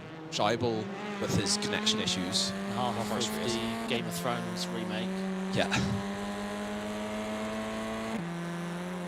Mergia is starting to really put the pressure on Stephen Hurt as well for the final podium position. Catch up with that. I wondered what Mark was saying there. I read that as Mergia's closing in on the herd. I was like, why are we calling the front three the herd? Or because it's just called Stephen the Herd. Yeah. And, oh, this is Backmeyer and Malcolm. What? Someone's got to bail out here.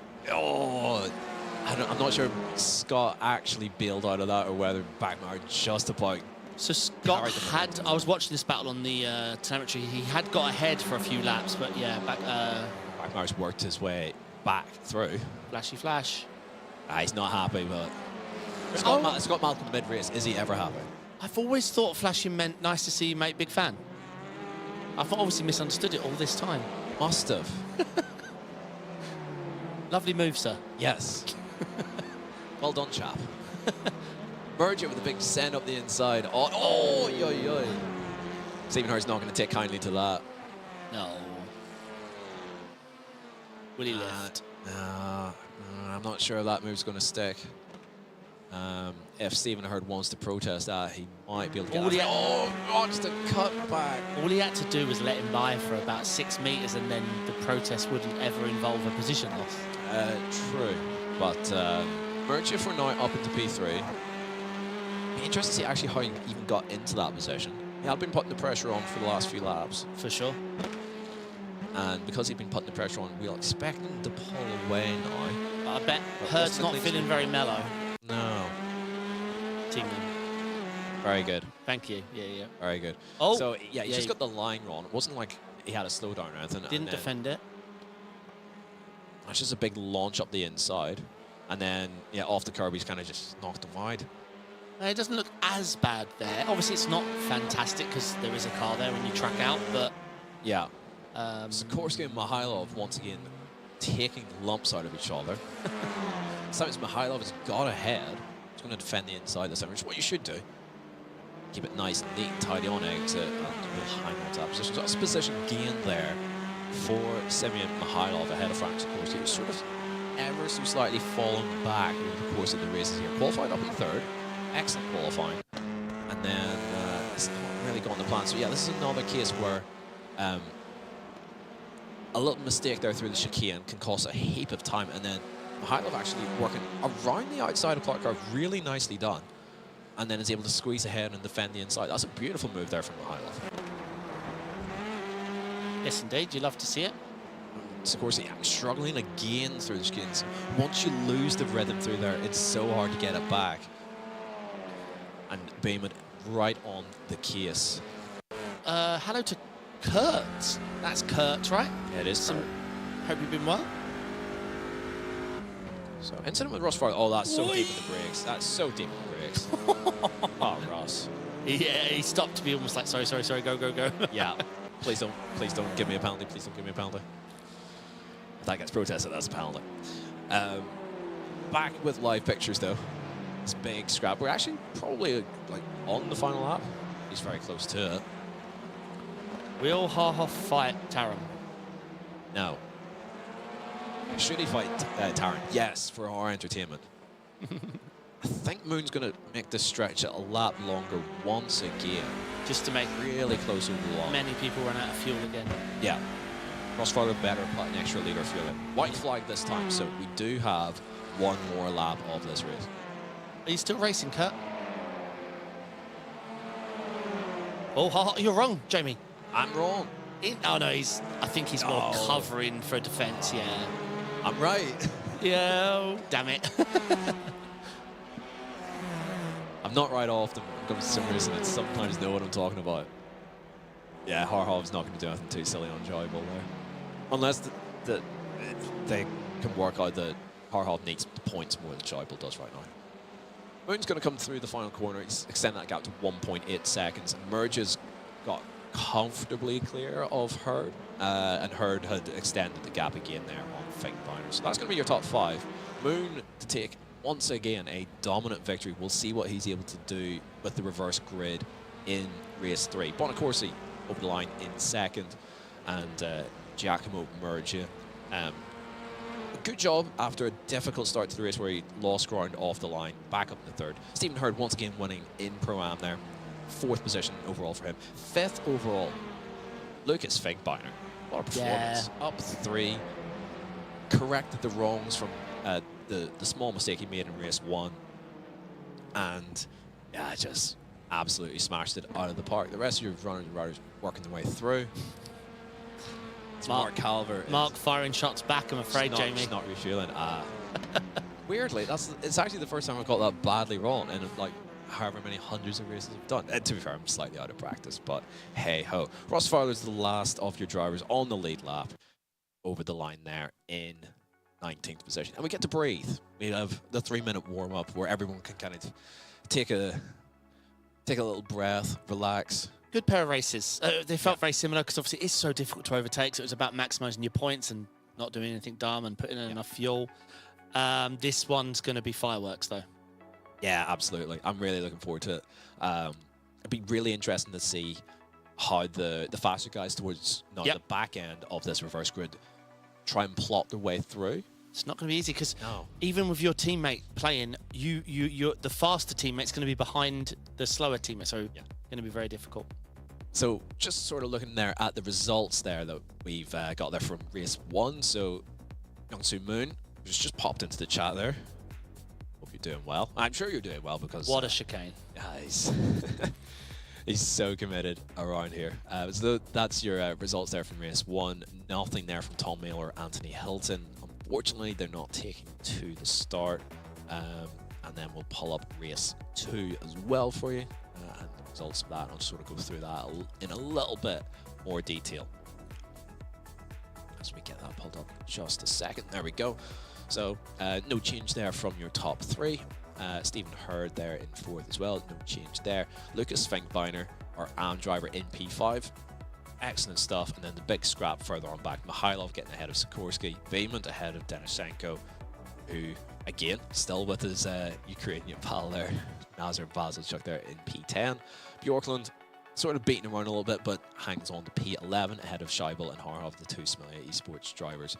Sort of not quite having the races that they wanted, but they have an opportunity to score more points in race 3.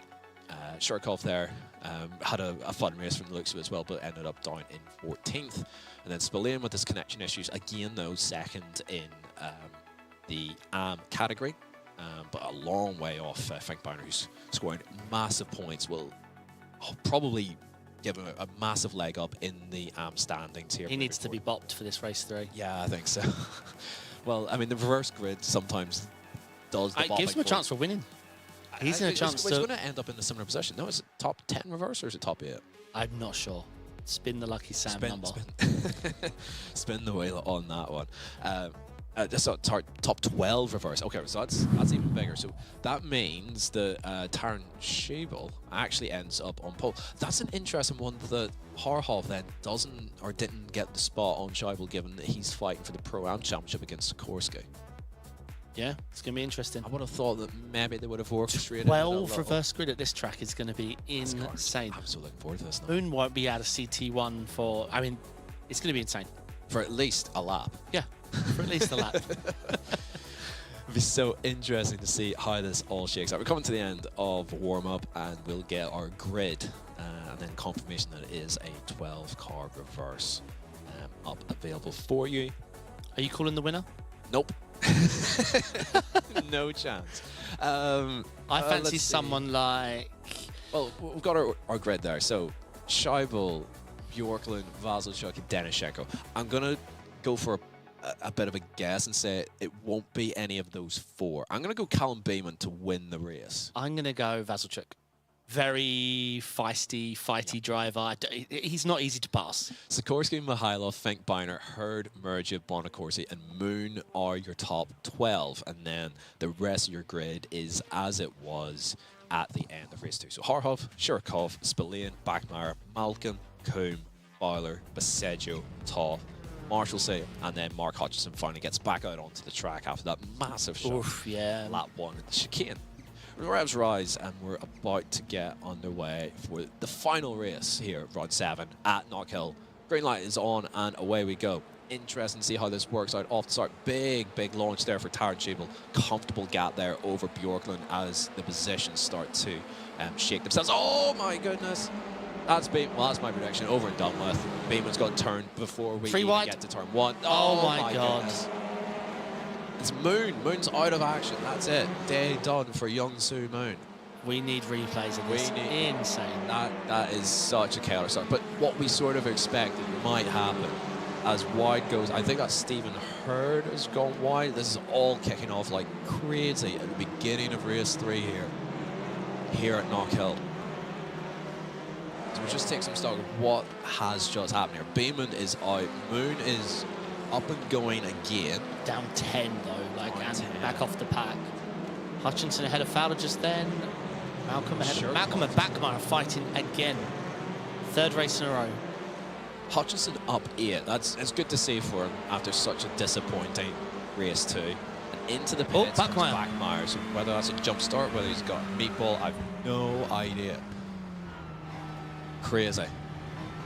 Yeah, we'll get you some replays of what happened with the 2 incidents at the start there. It was Callum Beeman and Moon. Fowler and Hutchinson side by side here. Someone's got a back out coming up into the chicane here. And they're not backing out. Yep. Oh no. And Scott Malcolm has nowhere to go because they're side by side through the chicane. Like, where do you go? What do you do? Up the inside goes Baseggio. Oh, they can't all make it.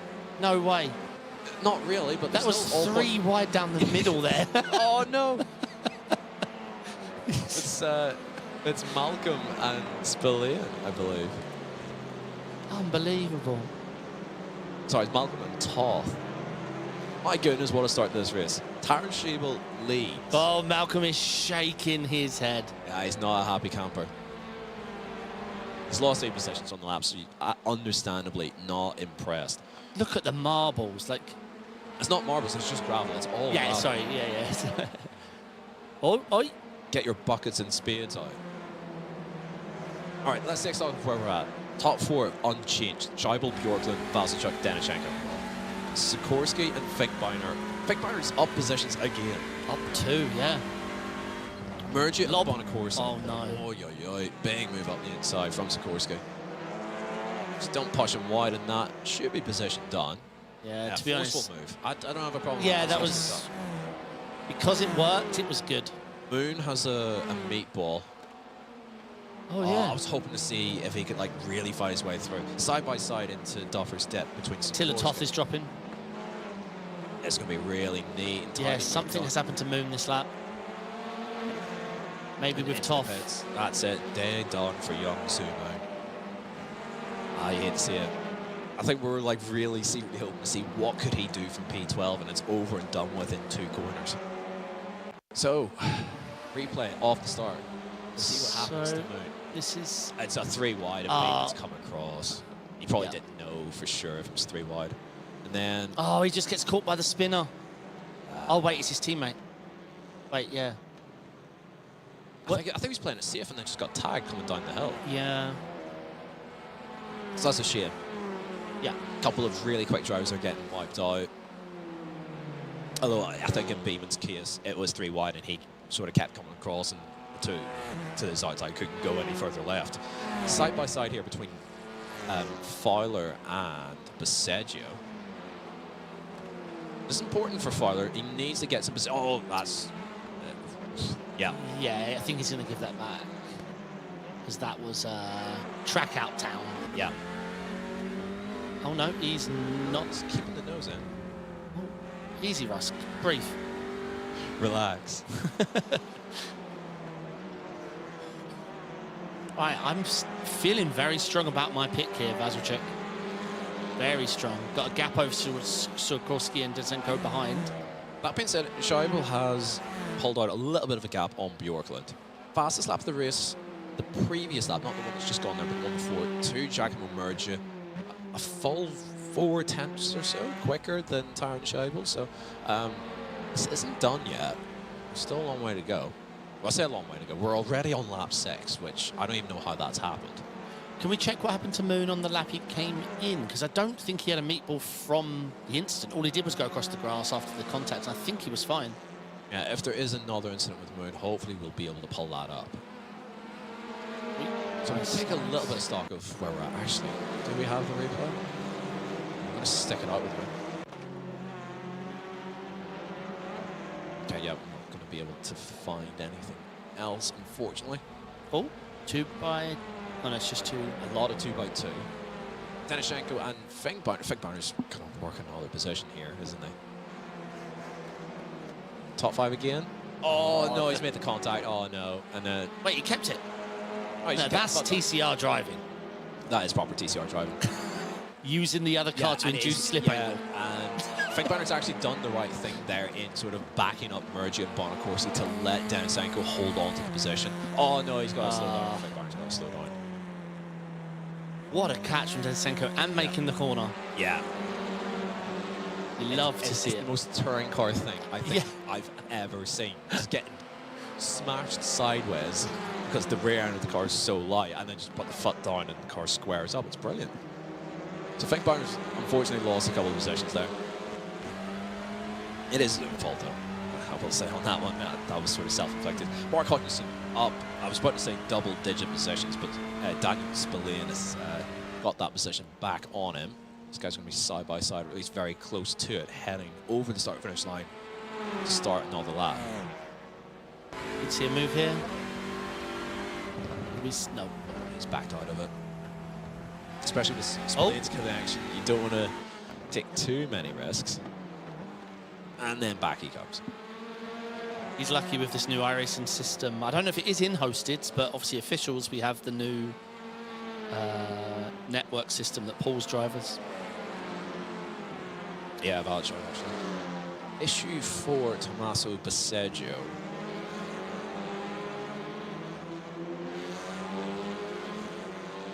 He is into the pits with the meatball flags from his day.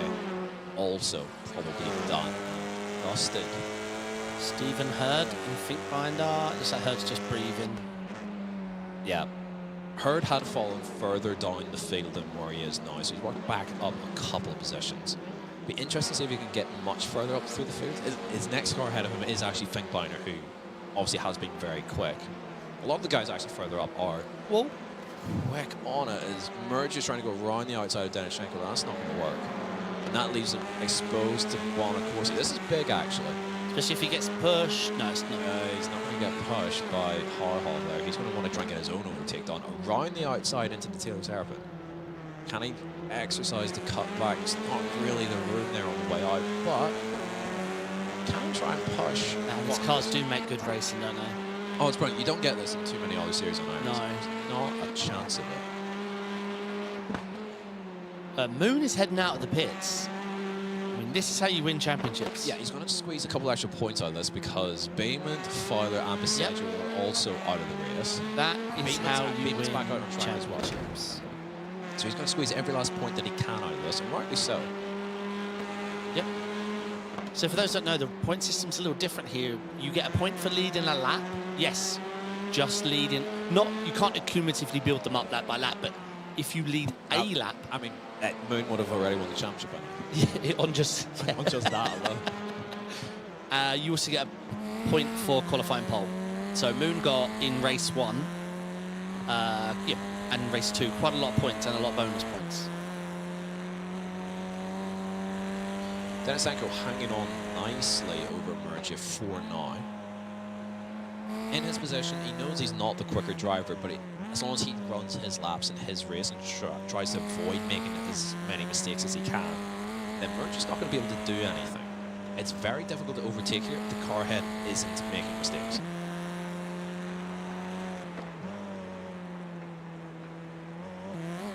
And Mergia can try all he wants to find a cutback or a gap or something. Issue for Scheibel. He must have picked up a slowdown because Bjorklund is straight through into the lead. This is interesting because Vasilchuk was right on the back of Bjorklund, so I do wonder what's happened here. It must be through the chicane. Hopefully we can get a replay of that. The Scheibel then just let him go very easy. Whoa. Yeah, so he's pulled right and he must be serving a slowdown. Yeah, yeah. So he must have cut the chicane. We're not going to be able to pull that exactly on replay, but take my educated guess as gospel on that one that he's cut the chicane and he's picked up a slowdown. Yeah. So came out Andre Bjorklund for Sim Race in Norway is in the lead. I don't think he's actually been exceedingly fast here today. He's sort of always been on the back foot. I agree, yep. If he can string together a few laps, he might be able to sort of like relieve some of that pressure and get himself nicely. Mergia. Oi! Denseko's going to fight this though. But Mergia was able to get to the inside, which is rare. It looked like Denisenko tried to defend that as well. It just couldn't quite cover the inside of. Mergia finding a way to be really good out of Clark Curve. Side by side through. Oh, this is gonna. Oh, it's so close to ending terribly for the pair of them. It really is. Yeah, it's insane. That required Denisenko to finally give up the ghost on that one. Mergia hot both majorly at risk. I love the way he takes that. It's so good. It's good from all of them. Just full commitment through the right, off the chicane. Denseko's getting pushed through the corners. Yeah, he's got the wrong people behind him. He's got probably the two quickest drivers left out on track directly. Well, I mean, Mergia's now ahead, but it's so much pressure when guys are 3-4 tenths out quicker. Pushed off the corners, yeah. It's absolutely insane. Fastest lap of the race from Mergia at 51.4 and Denisenko's fastest lap at 51.9. Yeah. So he's just under so much pressure. Harthoff is there waiting in the wings to pick up some scraps. He's up 5. Not a huge surprise given his pace so far this evening. So we filter our way through once again. We're almost getting to, I was about to say we're getting to the lull. Never mind, Denisenko makes a mistake in the chicane and through goes not just Bonacorsi but Harhoff as well. So Denisenko falling down through the field. Oh, Vasilchuk and Scheibel have swapped. What happened there? Bit of a scrap there into the hairpin. I'm going to guess that Scheibel was a little bit weak coming off the Clark Curve. And Vasilchuk had to go around the outside but wasn't able to make it stick. We'll take a look here. Yeah, and he just went to cover immediately to the inside. So Vasilchuk here will try around the outside. Yeah, if they do this too many times, though, it turns into a battle for P2 and not a battle for the lead. Exactly. So well defended on the inside there, and Scheibel is once again sort of caught right back up to Bjorklund. And this brings Sikorsky back onto the train. Does indeed. And he's good. Like, in the hairpin, he's one of the best at making the move for the overtake. It's been a very tricky technique to make a pass there unless you're obscenely quick. Oh! Bjorklund wide through Taylor Hairpin. Scheibel has the overlap on the inside. Not much, but he has some. So Bjorklund can't quite cover all. Oh, he just about gets clear. Just about. Scheibel thinking better of it. Not quite far enough alongside. It's not a heavy braking zone into Duffer's Dip either. And so he has to wait it out and wait for another opportunity. But Sikorsky's there. And he is probably the quickest driver of the current top 4. Yep. His fastest lap of the race is a 10.5 better than the 3 cars ahead of him. Who is that? I believe is Attila Toth getting out of the way just about there. What, with the hammer? Looked like it. See if Scheibel goes to the inside and goes for the big sand. He's just Bjorklund's gonna he's just cut filling that his off. mirrors, isn't he? But he needs to get this done soon before Sikorsky gets ahead of Vasilchuk, and then he's under major pressure to get this move done. Vasilchuk has a good run here. Don't count him out for a send. Yeah, Scheibel didn't get the best of runs there off the Taylor Hairpin. I don't think a move's going to happen this time right now, and he doesn't go for it. Herd has got ahead of Finkbeiner, P9 and P10. Those drivers, I assume, were not expecting to fight each other over the back end of the top 10. I was like, maybe... Oi. Oh, that's wide, and that opens the door, I think, for Frantic Sikorsky to maybe have a look, but he's just a little bit too far back. Giacomo Murgia is also closing in on this pair. Yeah, and that'll change the dynamic. Last time around, Murgia 51.6. The two cars ahead, 52.2, and the two ahead of that, 52.6 and 52.7. Yeah, he'd be zooming. He is on the case. Just over 5 minutes to go. This probably won't go the extra lap this time around because these guys are scrapping. I mean, Murgia's biggest issue will be Sikorsky, right? Because Sikorsky is not slow. So it's just, this is the difficulty with the front runners getting to the front. It's once you get someone at least closer to your pace, it becomes a big problem for passing. Yeah. Yongsoo Moon has got the positions on Backmeyer. These guys are out on circuit 6 laps down and scrapping for position, which is quite interesting. Meanwhile, at the front though, still. Oh, Sikorsky looks like he's got that back there. Oh, Oi, oi, that oi. is forceful. And forceful again there. Murgia just sort of finishing the job off. Vasilchuk just getting sent to Narnia on that one. And a slow down to boot. Probably as well. That's tough on Nazar Vasilchuk, but that's how the cookie crumbles on this one. It might be penalty worthy, I'm not 100% sure. As Murgia on Sikorsky. This is crucial, I think. If Murgia wants to win this race, he needs to get ahead of Sikorsky as quick as he can. That gives him an opportunity then to have a crack at the top 2. Yes, indeed. It's not going to happen this time, but Murgia is still quicker than Sikorsky and will be able to put him under huge pressure. We'll see if we can get a replay of what started all this Vasilchuk. Whoa! The nose bug. Incredible he's actually hanging on to it in the process of doing that. Can you imagine what his screen sees? The floor. So that was a cleaner run. Okay, so here we go. Vasilchuk ran wide and then tried to fight it. It's got hip checked, and then Murgia's just launched it on Murgia's just- 2 weights and used him as a stopper. I'm not sure about the Murgia bit of all that. No, I'm not sure about Because that. he was there. Yes. You can't just disappear, can you? No, yeah, he's offline. He's like, you know, he's out of the Murgia. Yeah, there was a whole car there. Yeah. So Bjorklund is gamely hanging on. I don't think he is the quickest out of even 2 cars behind him, let alone Murgia and Barnett Corsi, but he's doing right now what he needs to do, which is just get through the chicane and Clark curve competently and drive it smooth for the rest of the lap. Murgia and Barnett Corsi tripping over each other for 4th now. This is ruining the chance of either of them winning the race. Barnett Corsi's got the inside line here. He'll be aggressive on the brakes on the way in. It's be tight on the way out. If anyone can hang around the outside, Murgia probably can. They've got a door bind all the way up the pit straight. Side by side heading towards Duffer's Dip now. Who's going to blink? Who's going to back out? No, they're going to be side by side. Murgia's going to be offline. Space is given, and Barnett Corsi finally makes it. Oh, there's a little hip check there, and Vasilchuk is trying to get stuck in and gets turned for his shot. Oh no! Murgia made so many penalties. Oh my goodness. Oh my god. Harhov and Vasilchuk both feeling the wrath of Giacomo Murgia, who refuses to relinquish ground. Oi, oi, oi. Oh, goodness me. Back at the front. Just a couple of laps probably left here for Kim Andre Bjorklund to hang on.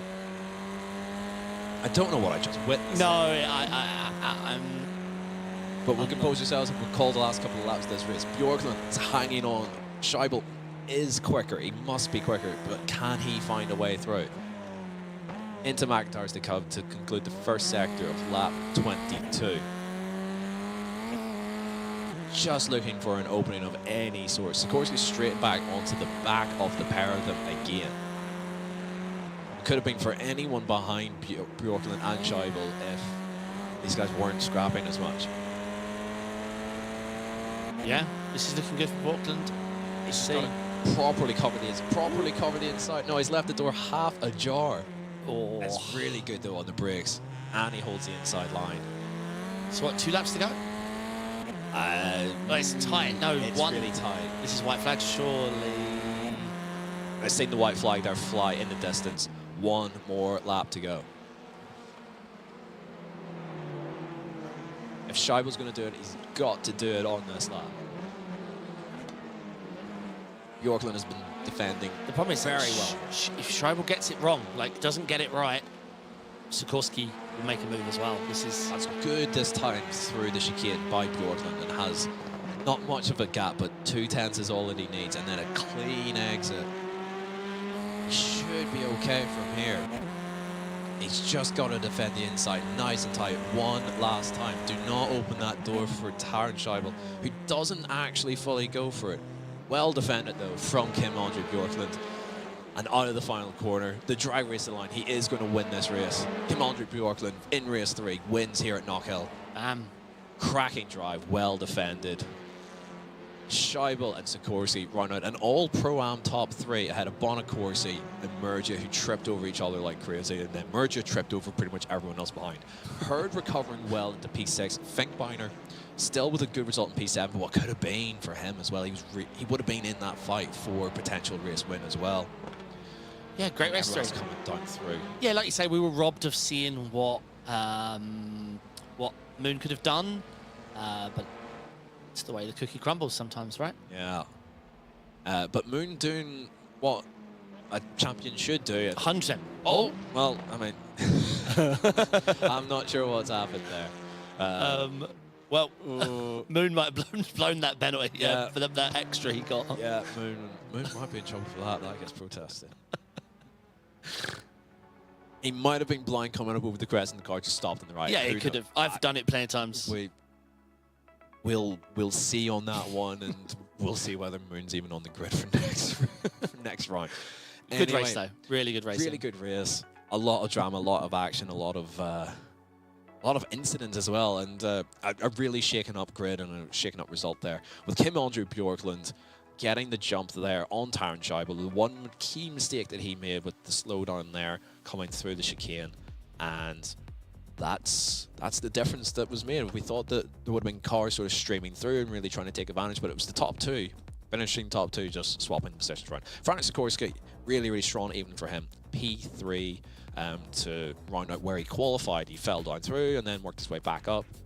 Good stuff from him. Bonacorsi getting the jump on Giacomo Mergia there to finish top pro, ahead of Stephen Hurd, who had a very up and down race, but working his way back to P6 there is really strong points for his championship. Lucas Finkbeiner probably putting a massive distance between himself and Russ Fowler. P7 for him. A string of top 10s today is going to do his championship the world of good, ahead of Simeon Mihailov, Leon Harhoff working his way back through, although getting caught up with Mergia there towards the end, and then Pavlo Denisenko finishing inside the top 10. Then Coombe, Basilchuk, Spillane, Hutchinson, Malcolm, Shirokov, and Toth running out your finishers on the lead lap. My goodness, David, what an evening of racing we've just had. Yeah, brilliant stuff. Obviously, yeah, the second race was obviously a little. There's not much chance to pass, so it was just about maximising your position, racking up those points. Race 3 was a completely different race, very tricky. Great to see for Bjorklund, because I thought he didn't have many answers in the first 2 races. For him to have some fresh air in front, just focus on what he's learned from the first 2, and he did it. Yep. Yeah, enjoyed he was able to hang on nicely. We'll bring Kim-Andre in, because obviously as a race winner, not just in Pro-Am, but a race winner overall. What a fantastic result for him, and it was a tricky first couple of races, but we've got Kim-Andre here now. Welcome on in. Congratulations on overall race win here at Knockhill. A bit of an up and down evening to that point, but then front row for the reverse grid, and then the battle with Taron. Talk us through it, mate. Yeah, I haven't felt really good at this track yesterday or today, so the Audi seems to be a bit bumpy. So hard to keep it on the road. But I've tried my best first 2 races and not go out of the reverse grid. Yeah, super top 12. stuff. Yeah, you did. And the last absolutely race was everything that you just. need to. Uh-huh. No, sorry. Yeah, the last continue. race was just really hard battle with Taron, and it was super fun. Yeah, it looked like a really close battle between the two of you.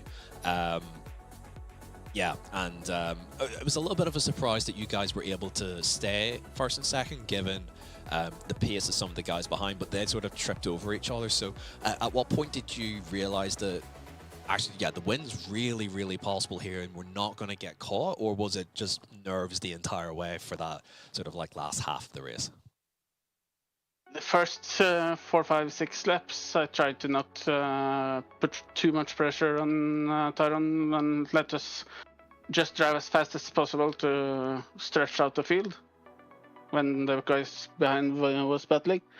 And later in the race, it's much harder to pass, so just closed the inside line, and it's really hard to pass the leading car. So I just did my best. Yeah, it was well defended from you, but it did also look difficult to force moves.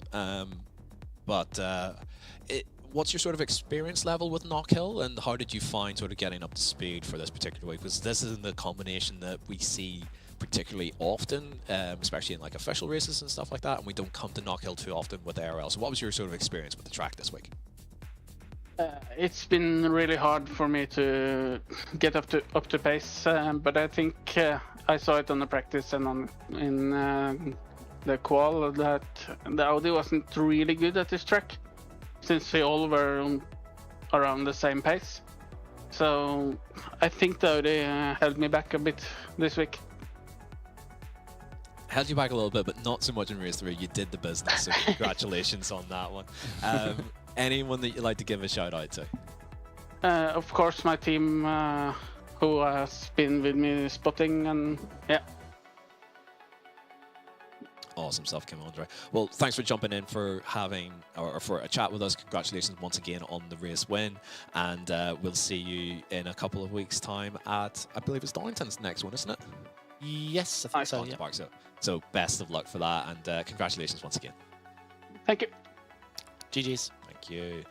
That was Kim Andre Bjorkland. Who do you want to grab next? I will grab Taron. I'm not sure I've spoke to Mr. Taron Sheebles. Let's have a chat with bring him him. Taron, can you hear me okay, mate? Hi there, how are you? Hello, mate. I am good. How are you? 3 races, Knockhill, TCRs, hard battling, P2 in the end. How was it? It looks stressful. How was it from your end? Well, let's just say I'm sweating like I've never sweated before. That seems accurate, yep. Yeah, I actually thought the race was next week, so I quickly bought the track today, and I didn't have much practice, and I wasn't really confident and satisfied with my lap times, but yeah, I think in race 1 I just lacked pace. Race 2, steady on P12. Leon was almost, my teammate Leon was almost getting me, but yeah, I was really surprised when I saw I was on pole for race 3, because yeah, I didn't realize I wasn't P12 before, so yeah, I didn't know what to do. Those closing laps on Bjorkland, it looked like you had a bit of a run into the hairpin. Was you just settling now? Was you happy with where you'd finished? Was you sweaty and tired and just wanted to see the checkered? Or was there the temptation to go for it? Because obviously it's not easy to pass, and you had Sikorsky as well, which you knew if you gave him a bite, he would go for it. What was your thinking into the last corner, into the hairpin? So I find this track very difficult, very technical, even though it's so short. So race 3 was really demanding overall. So I really wanted that win, but I knew this is my best finish of the season, and I'm gonna take these points home. If when there's an opportunity to get past Kimandre, I'm gonna send it, but that just wasn't. He was defending very well, and yeah, I took P2 home, and I'm really happy with that. And you should be. Yeah, it looked really tough. You bought the track today as well. That's insane. You're right, and it is a short track, but it's super technical. Putting the whole lap together, getting it right without the off tracks, the slowdowns, losing the rear, getting the braking right, handling the defending, it looked on another level. So yeah, your sweat is well earned, mate. And again, congratulations on P2 in the final race. And yeah, like I say, your best result of the season. Are you looking forward to Donington? Yeah, absolutely. Donington is, as always, a good track, nice racing, also technical, sometimes difficult. I'm looking forward to that. Nice. All right, well, good luck, and I hope to speak to you next round. Is there anyone you'd like to give a shout out to? Definitely my team, Smiller Esports, and all my teammates that were racing today did a great job, and yeah, it's always fun to drive with them. Awesome, mate. Congrats. We'll chat to you soon. Brilliant stuff. Well done. Thank you very much. Cheers. Down there, yeah, sweating. I thought they must be. Yeah. You know, I would be. Yeah, it looked bloody hard work. We've got one more interview, and we'll bring him in. Scott Malcolm joins us in the booth. Scott, 3 races at Knockhill in a TCR. It sounds like it's a good time, but a lot of stress, a lot of chaos, a lot of carnage. Talk us through it, mate. If you're there. Oh, we can't hear Scott. No. Oh, that's a shame. Okay, I don't think we have Scott with us. Shame. So, We'll see if he comes back in. yeah, we'll see if he. Yeah, no, we don't have Scott, unfortunately. We thought we did, and we don't. We almost got to interview a Scott. We almost got to interview Scott Malcolm after racing at Knockhill. Yeah. That's a shame.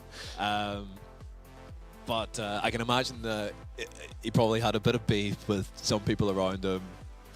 Yeah, I mean, had some frustrations, but overall still probably had a good evening of racing. Oh, he's back in.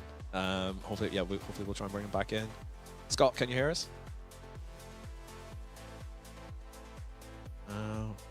no. Shame. Yeah, sadly not. But yeah, he had some good battles with Backmeyer. There was how many? I'm trying to think. Every race, nice battles with Backmeyer. Sure, they had some door banging, some head shaking, some light flashing, but they kept the fight up, and neither of them ended up upside down. So yeah, made it to the end in all 3 races for Scott, which doesn't always happen. sure. He gets into the odd issue here and there, and a strong finish in the last race, P4 in Am. Yeah, really good stuff. So, Well, P3 because Finkbinder was gone. yeah, Finkbinder's a different category this week for sure. Yeah. Will we try Scott one more time? 3rd time's the charm. 3rd time's the charm. 3rd time's the charm. Scott, can you hear us this time around? Can we hear you? In baseball, it's 3 and you're out. No, strike 3. Shame. Sadly, it's not going to happen. That's a shame. We're hoping that we can hear from Scott, but yeah, sadly not coming through with us this time around. So I think we're going to have to wrap it there. That was a really entertaining evening of racing. Quali was so important for 2 whole races. Yeah. You know, and obviously securing the somewhat of a good position in the 3rd race, but I think all drivers in reflection how important that qualifying was. Yeah. Because you had enough laps to get it in. You just need to make sure you get your pace in. Yeah. Because you weren't going anywhere. By the end of 2nd race, you've probably clawed 3 at best. Yeah, there weren't too many like major moves through the field, but everyone sort of had an opportunity to qualify where their pace probably reflected. So there weren't too many places for people to jump. It's like, oh, like someone qualifying P10 or whatever should have been maybe P5 and stuff like that. So there wasn't as much of that because you had more opportunities to work your way through. One thing I noticed in this race that was prevalent is knowing when to back out. Sometimes being right or wrong. Yeah. In some of these corners, you can't be there. Doesn't matter if you're going to be right or wrong. You're going to end up in a wreck. So you've got to lift. Yeah. In some cases, like you might be in the right, but it doesn't matter if you're in the wall. Yes, correct. That's what I noticed this race. So a lot of that where Oh, we can't call it. Who's in the right? You are both going to hit each other. Yeah. One of you has to yield. Yeah. But yeah, great racing. Yeah, super stuff. And next time out in a couple of weeks, we got Donington Park, the full GP layout this time around. So not the good chicane, the bad chicane, the chicane that I really, really, really dislike. Yeah, I'm racing it tonight, so wish me luck. It does, though, present an extra overtaking opportunity down into the Melbourne Hairpin and then back up into Goddard's, that awkward, difficult off-camber. That blind off-camber left that's... Where if you're on the outside there, good luck. No, you just never come back, ever. No, it's you miss the apex, and you'll hopefully say hello to the next lap, because you're never getting near it once you're wide through Yes, there. indeed. But yeah, that's in 2 weeks from now. Sam should be back here in the seat alongside David. I'll probably be over behind their operating Behind the cameras, curtain. behind the curtains, pressing buttons. Or we get a third seat. It's a bit cramped up here, isn't it? It is, yeah. It is a little bit cramped up here. But that's it for us for this week. Plenty of other racing happening on ARTV. Feel free to subscribe. There's plenty of activity over the weekend. We've got the Fox Tackle League that's up and going over in the US. That's been really interesting to see how the start of that season's gone. We've still got GT3 Trophy happening, and loads more still happening. Endurance? ARL Endurance as well, upcoming in a few weeks' time, I think. I think it's about 2. I'd have to check my phone, but yeah, I think it's in 2 weeks' time. Yeah, so a little bit of a wait on that, but that's always exciting as well. We've had chaos with rain and multi-class racing and all sorts happening. But that's it for us for this evening. Thanks ever so much for watching. That's been David Sampson. I've been Jimmy Fluke, and we've got Lewis Ward operating the cameras behind the scenes. But until next time, we'll see you later. Ciao.